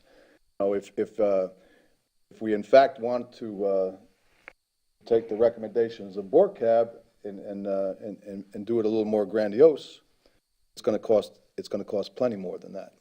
And Then that's what you're wanting to sell, then, yes, is what you're saying. well, yes. I mean, at least propose and then sell. Propose it and then sell it. I'm in favor of moving forward with what we've got and improving, taking input about improving it. I'm not in favor of. I concur. I think it's right. It's a solid design right now. I understand there's some value engineering to be done. I do want to get back to the comparison that Councilman Ehlers made to Lover's Key. And if any of you have any social media friends who are with the Friends of Lover's Key, you're getting tons of different communications about the things they're doing. And I don't know how much of the money for the center they raised and how much was kicked in, but Friends of Bay Oaks, if they want to get together and raise money to add on to the agreed upon plan, I think that I don't see a problem with that at all. Again, you know, if they think they can raise enough money to get an additional phase, it doesn't have to happen on this. Doesn't have to happen on this timeline. It was the Friends of Bay Oaks wallet falling out of his pocket. But I think that, you know, if there's enough people who are passionate enough about it and feel like they have the ability to raise funds to add some bells and whistles to this proposal, I think that would be a good thing. I'm not against that, it's just, I don't feel the need to go forward to build a separate amphitheater. I think there's two separate things going on here. Roger tried to narrow it, at least that we get that bit of it settled, and I'd like to get there. Yeah, I don't, you know, I think there's really one issue. That issue is, do you want a standalone amphitheater? And if that is the, you know, the consensus of town council with wherever you want to get input from, if you know the answer today or you want to take time to get more input, that's the pivotal question. So when you resolve that question, then the other pieces will fall in place. Now, whether you fund that in phase 1 or 2 or 3, that's a separate question. But the first thing from the planning standpoint is you want to integrate it into the building, or you want it to be standalone. And that what I believe to be a fairly narrow decision puts you on one of two paths. So whenever you all are ready to make that decision, we'll be able to begin to move forward again, which we're in a holding pattern right now. Well, hold on one second there. We know where the vice mayor stands. Let's do a little informal polling then and get an idea. Councilman Alves, how do you feel about that? Well, to be honest, I'm impartial between having a standalone amphitheater or having it integrated into the building. I see value in both. In order for me to decide which one I'd prefer, I would like to see a better rendering of how it could incorporate better and function more as an amphitheater with the design that's there now. I know what, in my mind, what it would look like or what it could look like by itself, but I can't see what it could be. You know, what was presented to us at first, to me, didn't appear as though it was an amphitheater. It just appeared as a shelter for some concrete. It didn't have any amphitheater feel. So, make a decision whether I'd want this or this, I would really like to see what it could potentially look like being integrated into that building, because I could see that the cost savings that we would have versus building it separately. I'm not a huge fan of the building that wraps around the pool. I think that takes away from exactly what we started out with getting a piece of property to make a grand entrance into that place so that it can be utilized, so people that do know it's there. I think we shouldn't get away from that. That's just my opinion. I think the more grandiose we can make it, the more people will see it, the more visible it'll be, the more it'll get used potentially, the more people will want to come. For me to decide whether I'd want a separate amphitheater or that, I would really like to see what design team can come up with to sell me why it should be incorporated into the existing building, save money for something else. That's a good hedge job. You've got a great career in politics ahead of you. Bill? You know, like I said, I agree with Vice Mayor Hostafras that I think that there's a lot of synergy that comes with having the building and the amphitheater in the same place. And I think there may maybe some tweaks that need to be done with the design to really make it function with all these different purposes. One being, you know, it should be a very attractive looking grand stage, because now you're behind a building that from the grass would look like, you know, quite a grand stage without a lot of effort. So the short answer is I prefer them integrated as opposed to separate. Integrations. Bill? Jim, sorry. I would really like to see a joint meeting with Board Cab and the council, and I'd like to see the design team there, and I'd like to see both positions articulated. If there could be some agreement reached as to whether you can accommodate the concerns of Board Cab, you can't. I don't think we have enough information at this point to make that decision, and I'd like to have the input of Board Cab and the design team. I want the town manager and the design team to explain to Board Cab why they did what they had to do, or they felt like they had to do, and then receive the input of Board Cab and see if it can be accommodated, and see if we can come together with a solution that everyone could support. Because I think it's going to be very challenging if the town council moves ahead with a proposal that's completely separate and apart from BORCAB's recommendation in terms of maintaining community sport throughout this process. We've got to figure out a way to bring BORCAB as part of this team. Again, they're not going to get everything they want. We're not going to get everything we want. Town's not going to get everything we want. It's all about compromising and coming together.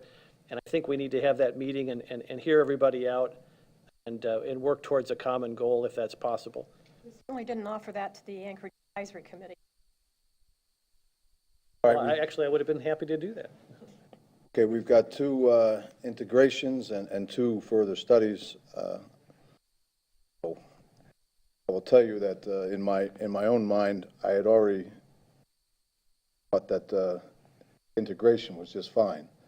But just not to exclude anyone and to get a little more input on it, I'll agree that we should take another look at it and have a little more input from the professionals.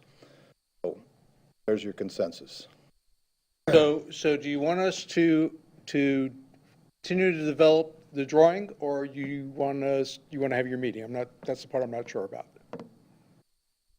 What do you think? We could do both? Because We I could do think both? Dan, excuse me, Mr. Mayor, I think Councilman Al's point was correct, and that is that the drawing that was provided of the amphitheater attached to the building was very limited, and was really sort of the very last element they worked at as they prepared that drawing.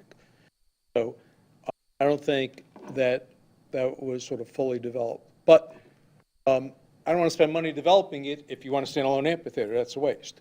The other thing is that this is not, with all due respect, Councilman Alves, this is not about how we got there. No, we had to see if we could build the project within the budget and tell you the answer to that question. And that was done. So you have, if you're fiscal conservative and want to stay within the budget and what we originally thought we could afford, we had to know that that option was viable, and we did that, and we told the council that, and the consultant told the council that. Now, that being the case, if people want to spend more money to move forward with a grander plan with or without phases, clearly we can move in that direction. But as I said earlier, look, we could put the, I could tell you that we could put the building adjacent to the ball fields, and we could put an amphitheater out in the upper rightmost corner where the right next to the preserve is, and if we ever did build it that way, you would say, like, who the hell ever thought to put it all the way out there? You can't park there, you can't get the equipment up there, there's no support there, there's no bathroom there, there's something. We didn't want to do that. We wanted to be sure that you fully understood your range of options. Now, but I think you do understand your range of options. Whenever you're ready to make a decision which one of those options you want to pick, just let us know. We'll be glad to build it. Well said. Well said. And one kind of point that now we know we're going to have one meeting the rest of December. So if we are going to go back now and have a get together and talk about the different plans and different options, how much of a delay are we seriously talking about here? Because the meeting probably wouldn't happen until into January sometime. If any changes, we're talking months of delay. I don't know, conceptually, these conceptual plans don't take too long to put together. I mean, we're not looking for plans with the outlets in them. We're just looking for concepts, right? So it shouldn't take. I wouldn't think it would take that long. So, to be fair, I wouldn't want to, if we're going to explore the option of the amphitheater being attached to the building, and we should give the consultant the opportunity to present, something, that really reflects, so everyone can get a very good understanding of what that would ultimately be. I guess if there was a criticism, I felt would be fair is perhaps that part of the drawing was a little bit rushed through, but that being whatever it is, I think it is important to get this right. I don't necessarily know that there'll be a whole lot of more clarity, maybe a little bit more for Councilman Alves, maybe some of you in terms of looking at the amphitheater sort of face on what that might look like. You might have a better perspective with more drawings. So we'll get them produced as soon as we can. Once we have them, we'll let you know and get the meeting scheduled as soon as we can find a date that everyone can make it. If that's between Christmas and New Year's, we'll tell you that. Fair enough. My fear is that, as I said at the beginning, is don't want to lose momentum. Previous councils started us down the road to potentially developing Bay Oaks, and I think we're much closer than even they would have thought we are. And I don't want to be counterproductive. We're talking about money, and this is all coming down to money, yet we're going back to the well with designing, and every time you do that, every time you bring them in, that's taking money away from the project that we're trying to finish. At some point, we have to make a decision. It may not be happy for everybody, but we have to make a decision. Either we're going to move forward with it or we're not. Personally, I don't think the people that I've spoken with, there's enough support to build the entire thing at one time. It's sad. I would love to see it, but I personally, and the people that I've spoken with, they wouldn't be in support of spending that extra money to build it to the way that BORCAB would like to see it built. Well, everybody has their own little constituencies that they hear from and so forth. That's why I want to put it out there to the whole town and get the press involved in it and really present it to the people that present it to everyone. And I think right now they're just getting bits and pieces of it. They're not getting the whole picture. So hopefully with this next go around they will. With COVID, I'm wondering how many people will actually come, Ray? Well, that's true too. We could do our best and somehow do it virtually or whatever. I'm going to leave that up to the professionals. But if we're going to do it, we have to keep it going. And I agree with you, Dan. I don't want it to stall any further than it already has. We've taken a path, and we're going to march down the path, and we have to keep moving. Anyhow, we'll have to look at that issue with the COVID later on, I guess. All right.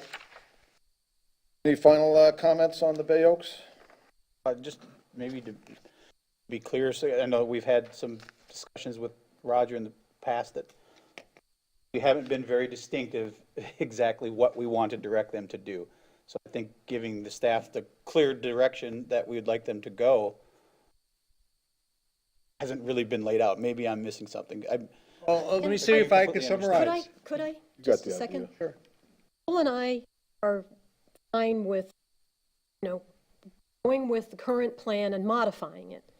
Dan has some questions, which I want his questions answered. Maybe Dan could meet with the planners and they could explain to him different possibilities, and he might come on board? Rather than paying them to do another whole plan that slows us down? Yeah, I don't think it has to be a whole nother plan. It's just tweaking a little bit to what they've shown us so that when we do present it to the people, they can see exactly this is kind of what it could look like. And we already can see what the grandiose plan is, what it would look like. But I think if you want to compare apples to apples, you should have something that is a little further along than what we've seen so far. I was just offering you having a solo meeting as a way of keeping our momentum going, hopefully. I'm not opposed to that if that's the direction of the council, but I would, just want to be prepared when we go in to give everybody their options. That once the decision's made, and we're not going backwards and starting all over again. I think anybody has that intention. Well, I was going to suggest we put a clock on the arches and put those at Bay Oaks. He'll be here all season, ladies and gentlemen. So I still don't think we have clear direction to Roger. I think Roger does. Go ahead, Roger, tell us what you think the Well, direction is. let me tell you what I think my takeaway is, and please correct me if I'm wrong. We're going to just instruct the consultant to develop a little bit more about how the amphitheater attached to the building aspect of the plans, so that you can get, a couple of different view corridors on how that would look.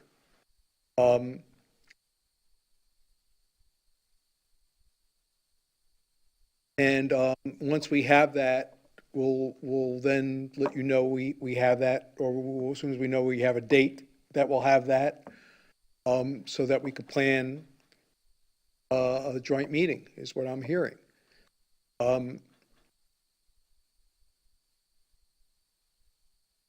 Is that nodding No, ahead? Is that? I'm agreeing with that direction, but, as much information as we can have for that meeting, for everybody to make a decision, the best guess at dollar amounts. This is gonna be what this costs, this is what you get for this cost, and this is what this is gonna cost, and this is what you get for this cost. Well- So that we're not costing, I don't know, it could be this. Well, do you want us to spend money to figure out totally figure out what a standalone amphitheater would cost? No, mean, but I think, you can ballpark it, there's plenty of research out there to see what one costs. Remind you, we can do that, but again, it's not a price issue. I mean, it is a price issue because everything, at the end, everything is a price issue.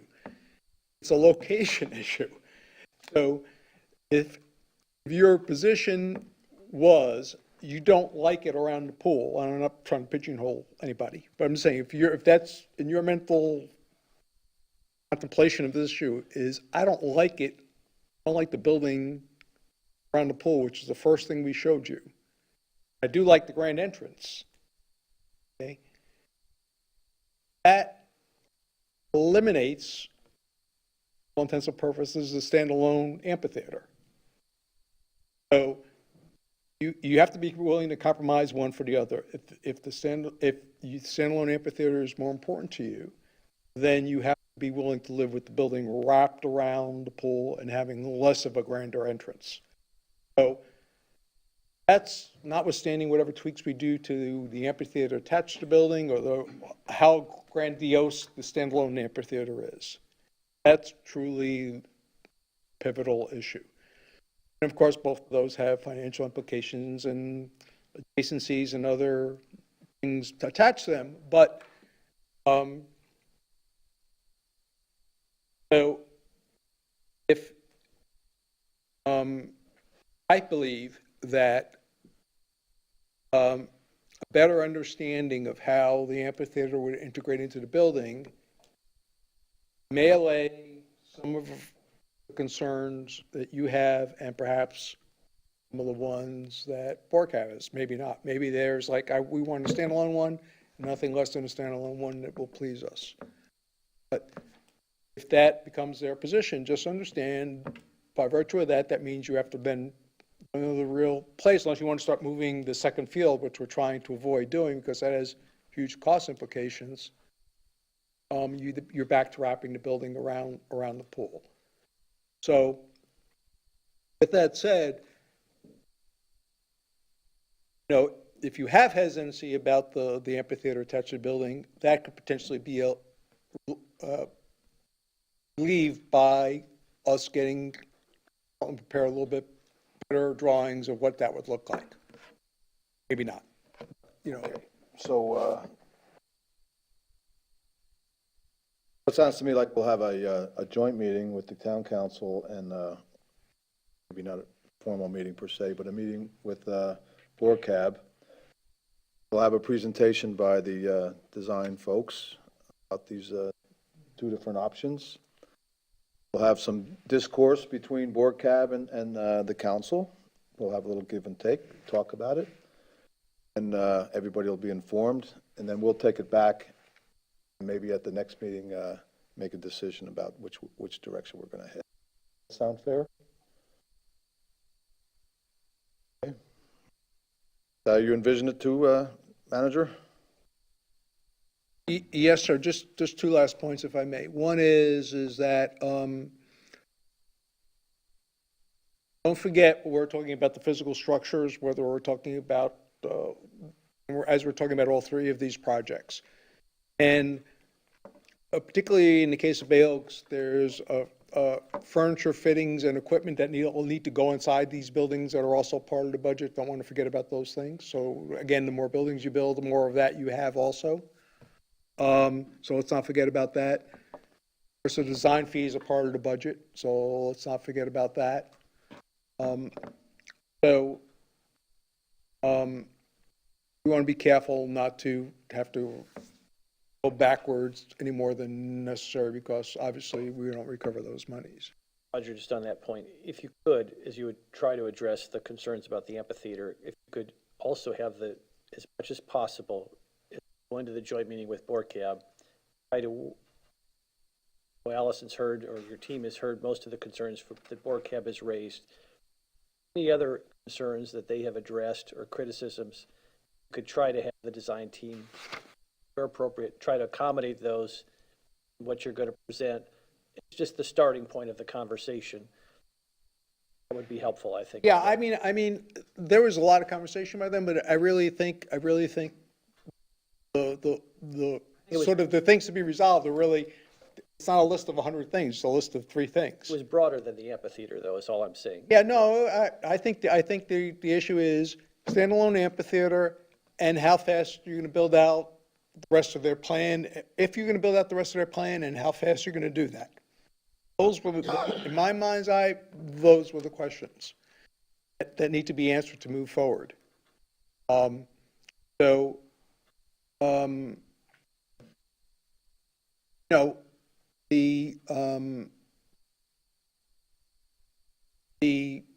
sort of pertinent comments, they didn't like the facade that the council picked. But that's fine. We could, if they have a picture of a different facade of a different building that they like better, they can give that to us, and we can give that to the consultant and to you, and if you like that one better, we could switch that. That's not something that It's not the deal breaker. stops the progress of the project. Right. That's not the deal breaker. One of the persons says, here, send in a picture, one of the people from BORCAB sent in a picture, here's a picture of a standalone amphitheater. Well, that's great, and, if we make the decision to have a standalone amphitheater, we can look at that picture and whatever others they or the council or the community generates for the standalone amphitheater. So, I don't really, I don't really think that it's there's a lot of sort of decisions on the critical path that are out there. But, I guess we'll find that out if there are, but I don't really see a lot of those. But I think the decision is really, having the chess pieces on the board, and once they're there, they're there, and so once we reach that, we could do it.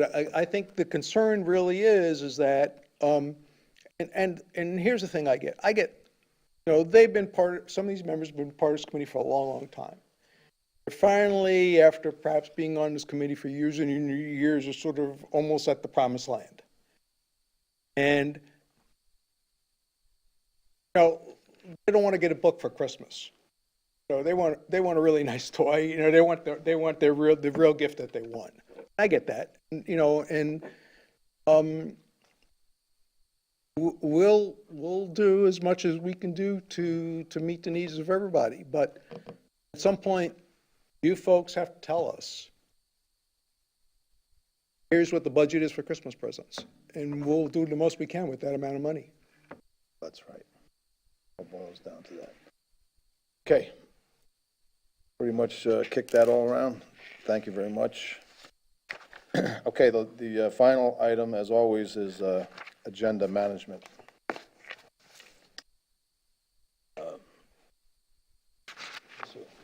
I do have an item, if I could.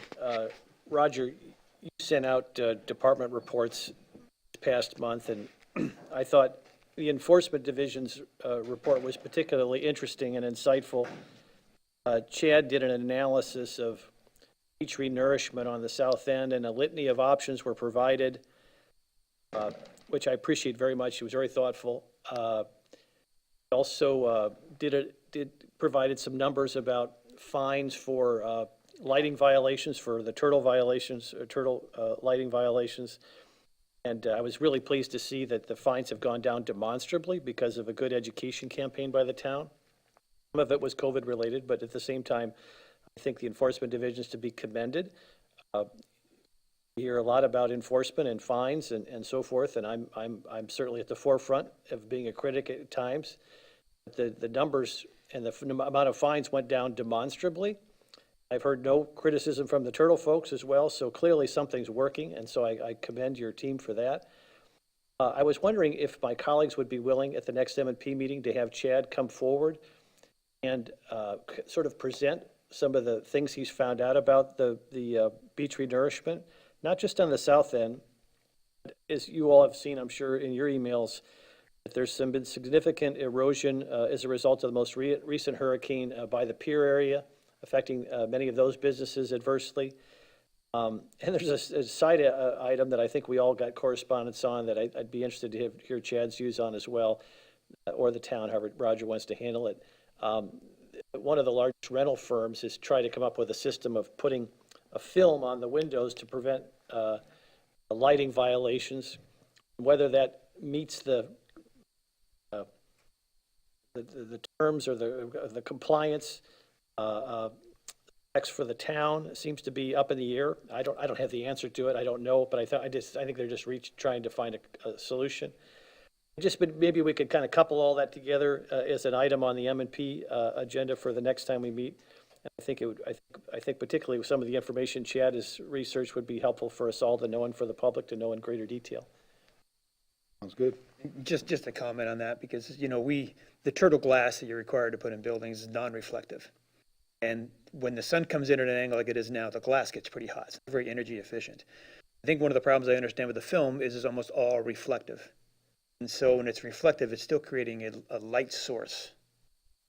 So that can be a problem. And I think in the conversations I've had with the same person that you did, is that I don't think they have found a film that is not reflective. Bill, you could absolutely be right. I think they're just searching for either yes or no, or tell us if it's going to be compliant or not compliant. I don't have the answer. That's way beyond my grade. But I just know that they're seeking guidance. Is all I know. So you could very well be correct. I just don't know. Just to fill you in on that, I know you may not have seen the most recent correspondence back to that individual. But they were told that they need to get FWC's approval, and we will support what FWC says. If FWC supports a particular product, we want to be careful to use the generic thing, film, because Company A's film may not be acceptable, and Company B's film might be acceptable. And of course, is installing it correctly. But assuming they could find a film, specific film or films that FWC will accept, assuming they install it pursuant to the manufacturer's instructions correctly, under that scenario, we would follow the lead of FWC, and that's what that person was told. Okay, I did not see that. Our email's been out, so I did not see that.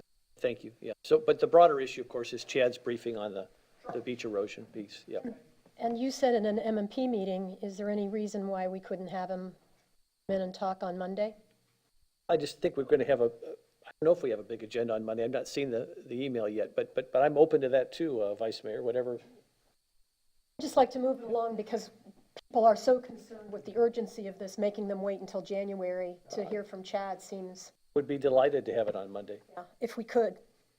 Well, we'll have Chad here, and hopefully he'll be able to answer most. I can't guarantee he can answer all your questions, but we'll try to Or answer it's most of them. not just to He's answer been questions, forewarned that Yeah, I'm but- going to ask. but to present the data that he put forth in the report. I think that'd be good for the public to That, know. of course, he can answer. And also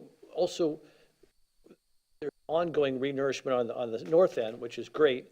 And how could that be adjusted, or can it be adjusted to help impact some of those businesses by the pier who've been recently been impacted even more severely because of the erosion. I'd just be curious as to how, what the status of the renourishment on the north end is, and procedurally, if that could be adjusted to help some of these triage this area that's been impacted. Okay, well, yeah, don't know. we'll try to gather some information between now and then and be ready for Monday.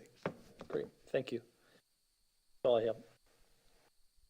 Just a little bit of history. It's very ironic that the erosion on the north end by the pier there happened where it happened.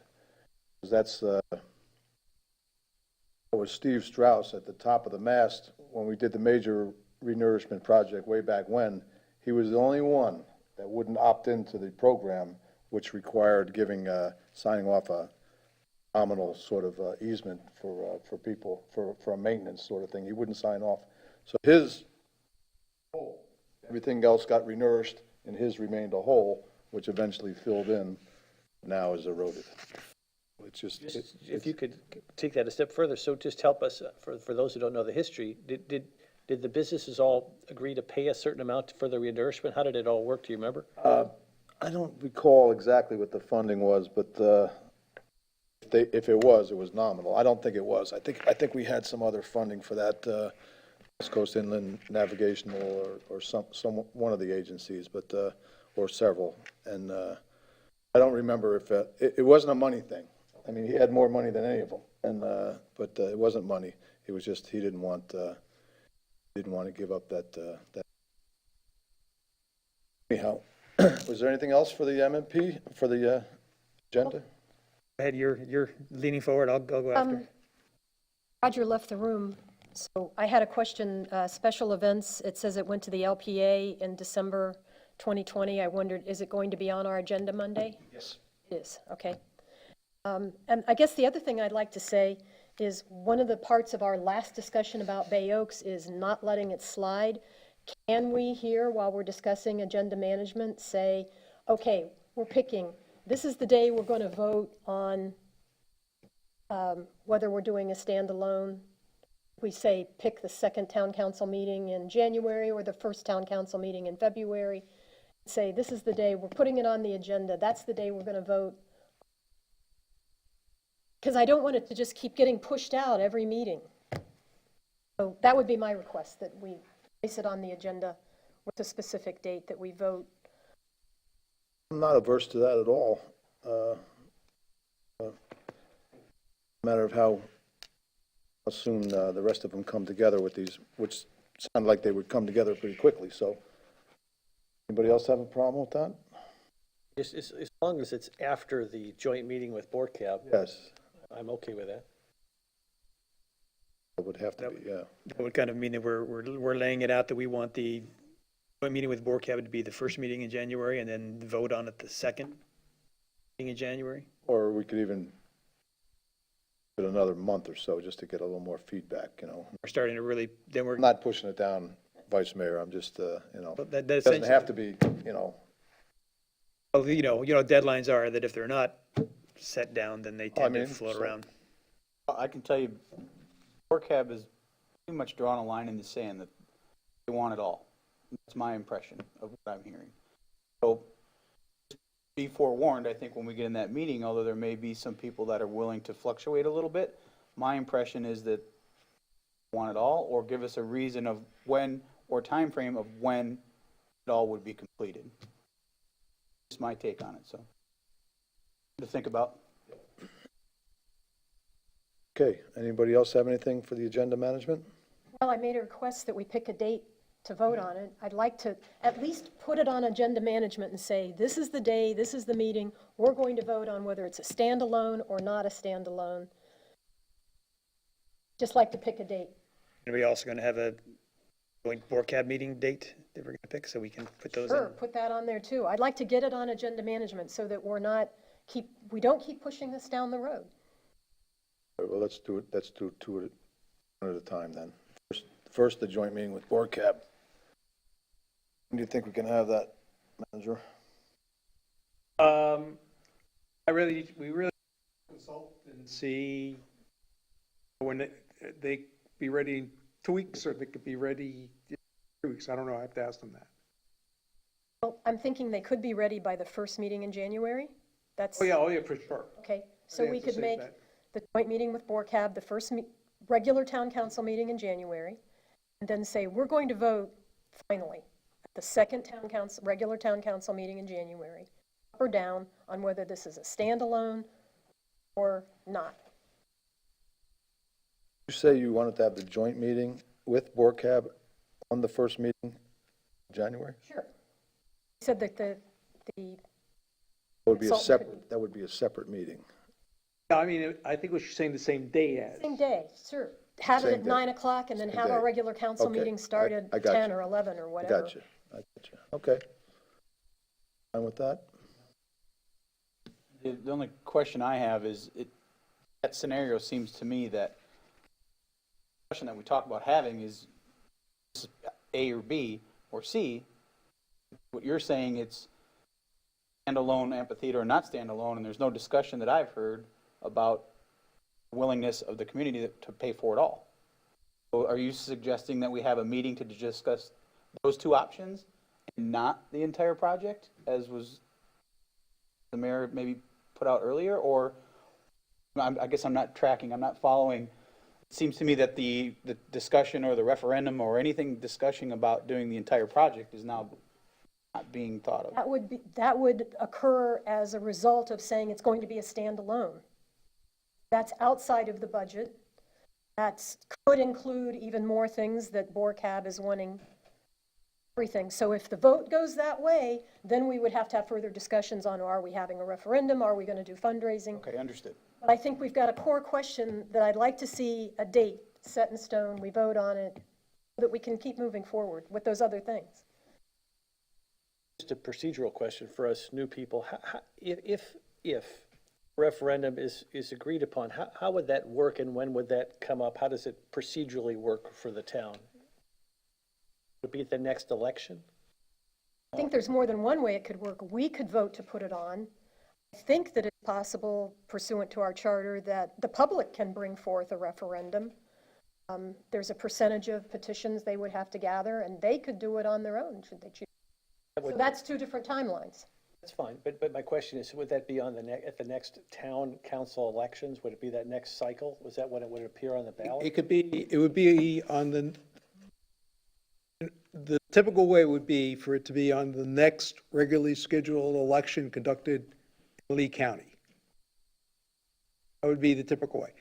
However, I've seen other communities, they've paid the supervisor election to do a mail ballot or a limited population on a limited issue. I don't know if this supervisor of elections is comfortable doing that or not. I've seen that done in other places. Just was curious.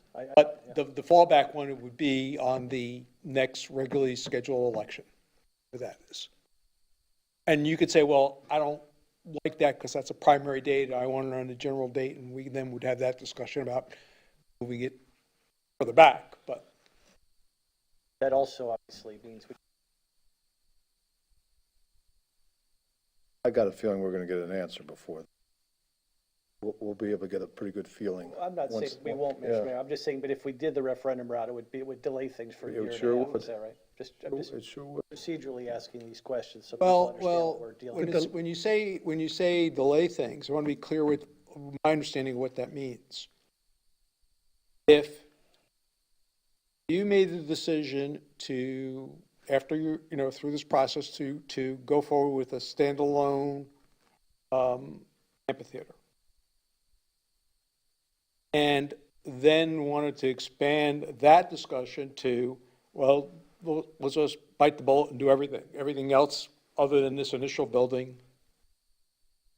What that would impact is the time delay for the vote to support the amphitheater and everything else.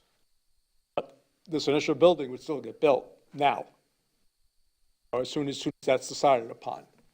I'm asking this because, as Councilor Aller said, the board. Unless you want to hold that decision to wait the result of that election. So, you could do all of that too, but. Well, the challenge, of course, is Councilor Allers just stated that at the last board cab meeting, it was 2 board cab meetings ago, they passed a resolution that they want the entire vision passed as is. If that was to be placed on a referendum, and it would take a year and a half before we'd have any sort of direction. These are procedural questions. I'm not editorializing one way or the other. I just want folks to know what we're wrestling with here. Is that fair then? It would be a year and a half? I mean, I really don't know the federal election schedule, but that's very possible. And I think That there, timeframe. Just a question. a lot of it comes down to Election this. schedule, actually, not federal. The decision point I see it is, we go ahead with the plan kind of as it's laid out on the staff proposal, or are we changing it? Now, if we're going ahead with it, you can still have a referendum later, because the town's plan has the capability to expand that. So that the building can be added onto at a later date. That could be part of the referendum without slowing down this process. But here's where I think the challenge is, Councilor Veach. I understand it. The board cab original proposal has the building in a completely different structure and location. So you couldn't build the town's plan and then have a referendum on board cab's vision in a year and a half, because they conflict with each other. In other words, if board cab wants a referendum on their plan as proposed, and do the town's plan and then fill in the blanks later, because they conflict in terms of locations. Okay, and I understand what you're saying. Yep. What I would disagree is, I don't see this referendum as, you have to choose between board cab or the town council. I see the referendum is, do you go with the additional phasing of these programs and go over the budget that we have aligned? Want to pay for it, right. And that's fair. I'm just saying that what board cab said at their recent meeting was they see their vision as the vision, and if we were to have a referendum, that would be the referendum, and to fund it accordingly. I'm not saying that's your position. I'm just saying that's what they posited. Correct me if I'm wrong, Councilor Allers. No, you're correct. So we all know what we're. And I'm saying that if we make the decision on council to go with the plan as it is, we can still have a referendum to expand that plan. Not exactly the vision, because there's some incompatibility issues. And I have gone, I understand the plan. I kind of, initially, I've talked to Roger about this. The idea of putting the building around the pool made sense to me from a personnel standpoint, because instead of 2 buildings need to be staffed, you combine them into one. But the other side of it is that pools where there's kids and other people doing stuff is not really conducive to public viewing. It's more of a private enterprise, and having a public building there with lots of people who look down the pool, I know it is when I'm at the pool. maybe is not preferable. And to a I'm lot of not people, I debating the guess. merits either way. I'm just procedurally just trying to lay out various directions that people have various expectations of headed. So that I'm not advocating one way or the other. I just know that board cab is interested in their vision as presented, and that if a referendum was to be put in place to fund it, it would take a year and a half for that to come to fruition in its purest form. Yeah, But I appreciate what you're saying. Yep. I'm agreeing, but I'm saying that the vote is not Bork's version versus ours. It's the bigger version with the expansion of the current plan that town has proposed. Yeah, there's, again. Sorry I brought this up. I brought it up just as an agenda management issue. It's important, but To these are. put the dates on. But the dates have, this conversation is germane to your point, Vice Mayor. This is not, these dates aren't in a vacuum. I'm not arguing, I'm just making sure we're discuss the full ramifications of this process, that's all I'm saying. But also, I want to be careful we don't overblow what this is. So you either have a joint building with the amphitheater, or you have a passive recreation building, a separate amphitheater, and eventually you build a gym at some point, no matter which one of those 2 options you pick. So I know at times it can sound like a lot, but it's really, if you really boil it down to what is sort of the critical path, or the actual individual decisions you have to make, those are them. Then, of course, it's just timing. A certain pot of money has already been Oh, laid timing. out, so we're gonna spend that money now. Theoretically, you could put the whole thing on hold till every single possible decision as pertains to this is worked out, but, I wouldn't necessarily advise you to do that. So I made a proposal about 2 dates. Do we have a consensus for those 2 dates? Or Jim, do your questions lead you to oppose that? Well, I'm not necessarily opposed to it, but we really don't know what the meeting on January 11th, the joint meeting, will result in. As the mayor pointed out, I think correctly, that we need a little time for the public to digest whatever comes out on the 11th, because again, if we finalize that within a week, I just think, I really wouldn't know until we see how the results of the meeting on January 11th. I'm not going to be difficult. I just think that would give us only a week then to make that determination. And if that's the will of the council, I'll certainly support it, but I just can't give you the definitive answer as to whether that makes sense or not. I'm open to it. I really don't know until we have the meeting on the 11th. I really, About this, Vice Mayor. About if we have the meeting in January, then schedule the other meeting, the first meeting in February. And if you're laughing.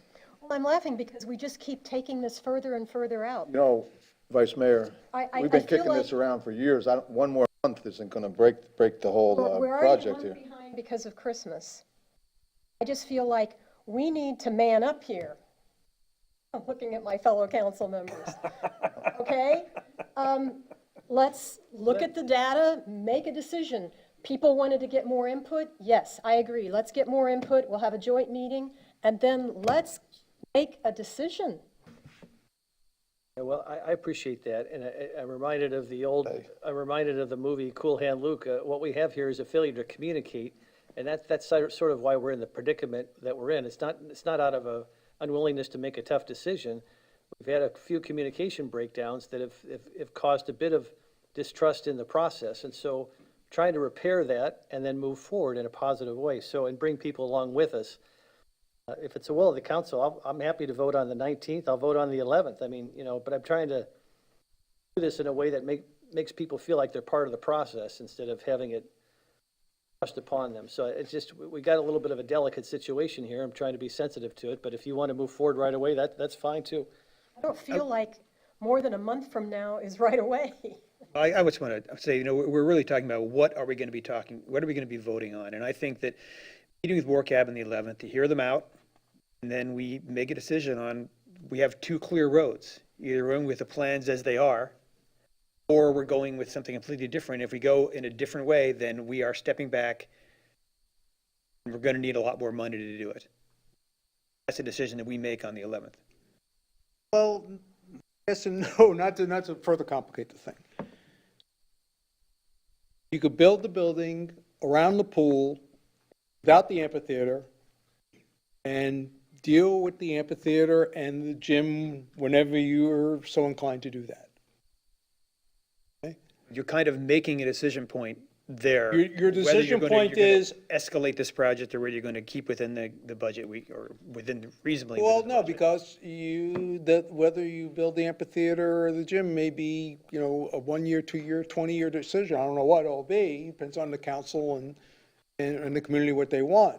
But that, again, we have to be careful. We don't make it bigger than it is. So let's be sure we really understand what we're deciding here. So you either build a building with an amphitheater, build a building without an amphitheater, and then you figure out how you can deal with the amphitheater and eventually the gym. Those are the decision points.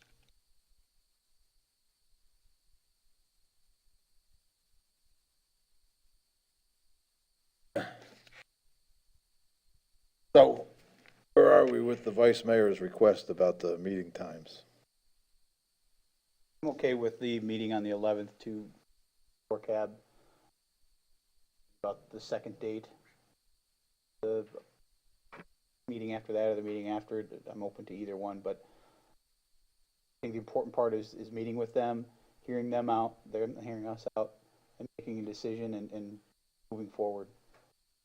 I'm fine with that too. Okay, Jim. All right. Any other items on the agenda management? Got a couple things that should be not nearly as complicated. Okay, one thing is and I don't know if that has to be on the agenda or not, because it's a fairly small thing, but the Kiwanis Club is in the midst of going through and redoing their benches. on the beach. Now, the Kiwanis Club is a very important active civic organization here, but I have heard numerous complaints, and honestly, I'm one of them, about the pure advertising nature of the Kiwanis benches on the beach. It's only advertising on the beach, and they're nothing but advertising. And in my example, there's a bench in front of my house that is roughly the same color as my house, advertised in the thrift shop, and we regularly get people coming into our yard thinking we are the thrift shop because it's that much of an advertising. I wonder you can afford all the things that you. Got no furniture left in the house, but there's money in the bank. So I would like to get some direction from council about what we tell Kiwanis we want on the back of those benches. Are we okay with this advertising? Do we want it toned down? We can put some other kind of positive, we can do anything else with the back of those benches. We can put some kind of positive message for any number of reasons, but just to tone down the advertising so they're just not billboards on the back of the benches. You just, if you know it, could you give us a little more history behind the benches? The benches have been put out by the Kiwanis Club for some time, and they're used. I see quite a bit of people on them. Some places are, and I don't know how many there are, maybe half a dozen down the beach. About that. Yeah, and then there's more other places that currently, there's one with the post office they're working on doing, and et cetera, et cetera. And they put them there as a service, but also as an advertising. And putting advertisement on benches is a pretty common thing. It's actually a fairly lucrative business. That's what they do, and they use it as a way to draw business to their thrift shop, which generates money that has done a lot of wonderful things on the island. They give a lot of scholarships, particularly, and I know people who have lived here for a long time who talk very highly of their programs, the way they support the town. I would just like to see it done in a way which is not such a blatant bit of advertising. I've talked to the Kiwanis Club. They seem to be open to the discussion. I just want to hear if there's any kind of consent from council to try to encourage them to tone down the advertising of the benches. You say tone down, I mean less advertising or different kind of advertising, or? Maybe there's a message on the board, on the back of the bench that is not advertising, and then a smaller thing saying provided by the Kiwanis Club. They're selling the advertising to advertisers. That's how they make their revenue. They are advertising their own business. That's just the Kiwanis, just to put the Kiwanis, okay. Well, yeah, then I think there's probably a little room to talk to them about that. Only talking about 6 benches and. I think the other concern we would have if we're going to open up a dialogue with them is that when the bench is in disrepair, we need timely repairs. The question is, does this rise to the level of agenda management? Do we need to put it on an MMP? Can we just, hey, Roger and Bill are going to work on It this? sounds good enough to me. The manager and staff look into it. If you find any difficulty with them and you feel that we have to take a look at it, then throw it back to us then. But it doesn't sound to me like. Okay, well, what I would like to be able to do is work with Councilor Veach to have him outline his preferred course of issues with them, and then that way I could advance it to them and see what the reaction is, and if there's pushback, I'll let you know. I'm in agreement with that. I'm going to agree with that too, and it's not just the content, but also toning down the colors and, in other words, having the benches blend in more. And then more, or, there's, if there's something useful we can say, if we just maybe beautify them, or if there's some message we can put on it. Move that one further down the boulevard a little bit. No, I'm just kidding.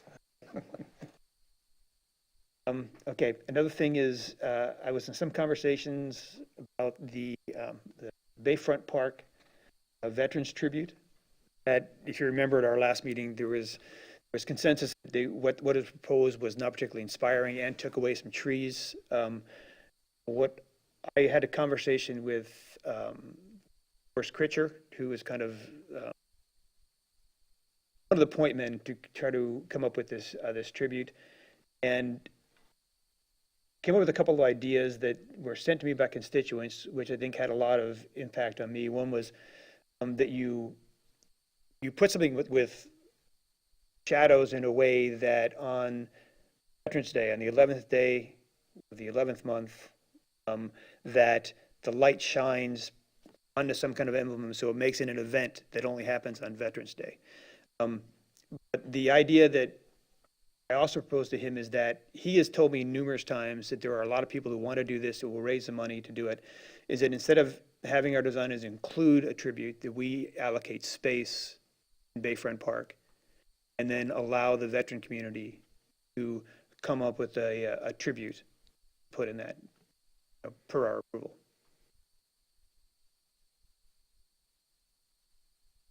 Welcome to give any input anytime, I think, would you? It's a matter of going future with the Bayfront Park design. Do we want the designers to be working on this, or do we want to take this outside of the review? Well, hopefully they could do it together.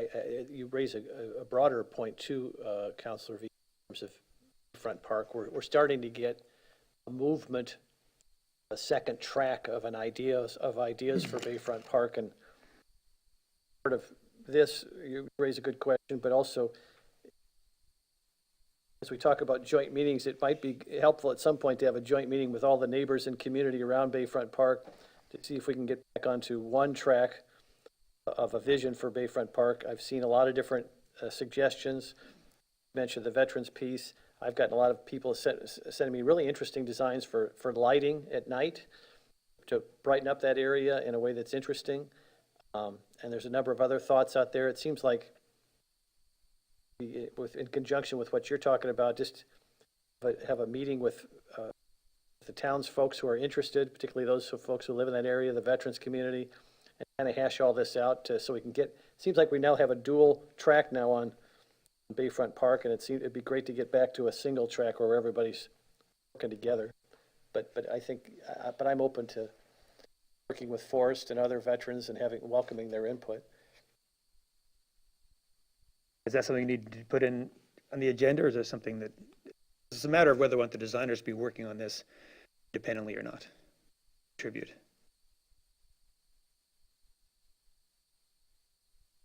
I think we should come together jointly. I mean, they're welcome to give input just like anybody else, don't you think? We have to coordinate somehow So I together. think we have to at least facilitate. Certainly welcome. Blank slate still, as I understand it. Oh, no, not quite blank. We have, The veterans piece, I mean, well, the content. what I'm hearing is we had a design that I thought was, everything was pretty much settled other than the location of the Veterans Tribute. What I'm hearing Council Veach say is that it sounds like there's a lead person in a group that's willing to sort of take on the Veterans Tribute aspect of the project, which would allow us to say, here's a dirt for the Veterans Tribute, we're going to build everything else and get that going. That's what I thought I heard him say. Now, or have our designer continue to develop concepts and ideas for the Veterans Tribute that would be part of our project that we would build. That's, as far as I know, that's only sticking point of the Bayfront Park project moving forward, unless there's something new that the council wants to introduce. I think we should retain control. I'm open to veterans' input. I think ultimately, staff and we, Of course, we control, it's our property, but the question is that, I mean, I don't want, do we go forward with the design without the Veterans Tribute and just reserve some space for it and work with them to develop that subsequently? I guess the question Irrespective of who's here paying is, for it, or do we just go ahead and say, have our designer bring in a couple more concepts for Veterans Tribute, have you pick one, we go forward and build it? this is the agenda management section. We're just to decide whether we're putting something on the agenda or not fleshing everything out. So I guess our prior practice had been somebody would bring up an issue. If two other people said, yes, let's put that on an MMP, or yes, let's put that on town council, that's kind of how my view of agenda management works. So put it on the agenda, Bill? Yes. There you go. Okay, anything else? Consensus besides me. I don't think it needs to go on the agenda. I think we, like Ray, I think we should retain control and discuss it with them as it comes up and it's presented to us. Will be on the agenda as part of the Bayfront Park project. I'm comfortable putting it on the agenda because I think we still have additional input that's coming in, and this is a way to welcome and honor it. With that, Bill? Well, I agree. I think we should put it on the agenda. I think we should have more of a discussion on it because it's a more or less separate entity, and give it its own legs. That's like two of us, and if that's enough. We're not done. Dan, would you like to see that on the agenda? Yeah, I'm okay. I mean, if we're building something to honor people that were involved in it, I don't see why having their input as to what it should look like is harmful. If they're willing to pay for a section that we provide for them, and they come back to us and say this is what we'd like to see, and we approve it or don't approve it, it seems pretty simple to me. I don't know why we wouldn't want to discuss it. I'm not saying not to discuss it. I'm saying we discuss it when it comes forward naturally. That's all my point was. Okay. Anybody else? Well, one more thing. Come on, Bill. Go ahead. We have voted previously to allocate money to apply for renourishment of the eroded part of the beach in the north part of the island. There is also a critically eroded section in the south part of the island around the condos down there, and there's, as you all know, we're getting a lot of emails wanting some attention. So is this something that should go on the agenda? Should we decide to include that part of the beach in our request for renourishment from the TDC? That's why I asked for Chad to be at Monday's meeting. It's kind of already, we need to get more information from Chad before we go there. I think we're going to need some legal answers too, as far as responsibilities, ownership of beach and so forth and so on. Whether it's private property, public property, you know. When I mentioned that, Bill, that I did hope to include that issue in Chad's exchange with us, and I'm going to bring it up here because we're already in this process, right? I mean, these cycles happen and they happen fairly infrequently. So I don't want us to put this off for a matter of convenience and then find out that we've missed the window of opportunity.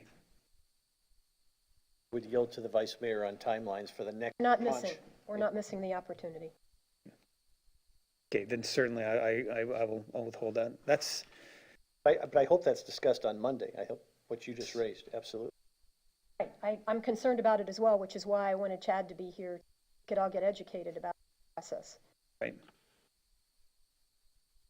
Mr. Mayor? Anyone else? Hearing nothing? Anything else for the good of the order? For lunch? Move to adjourn. Okay.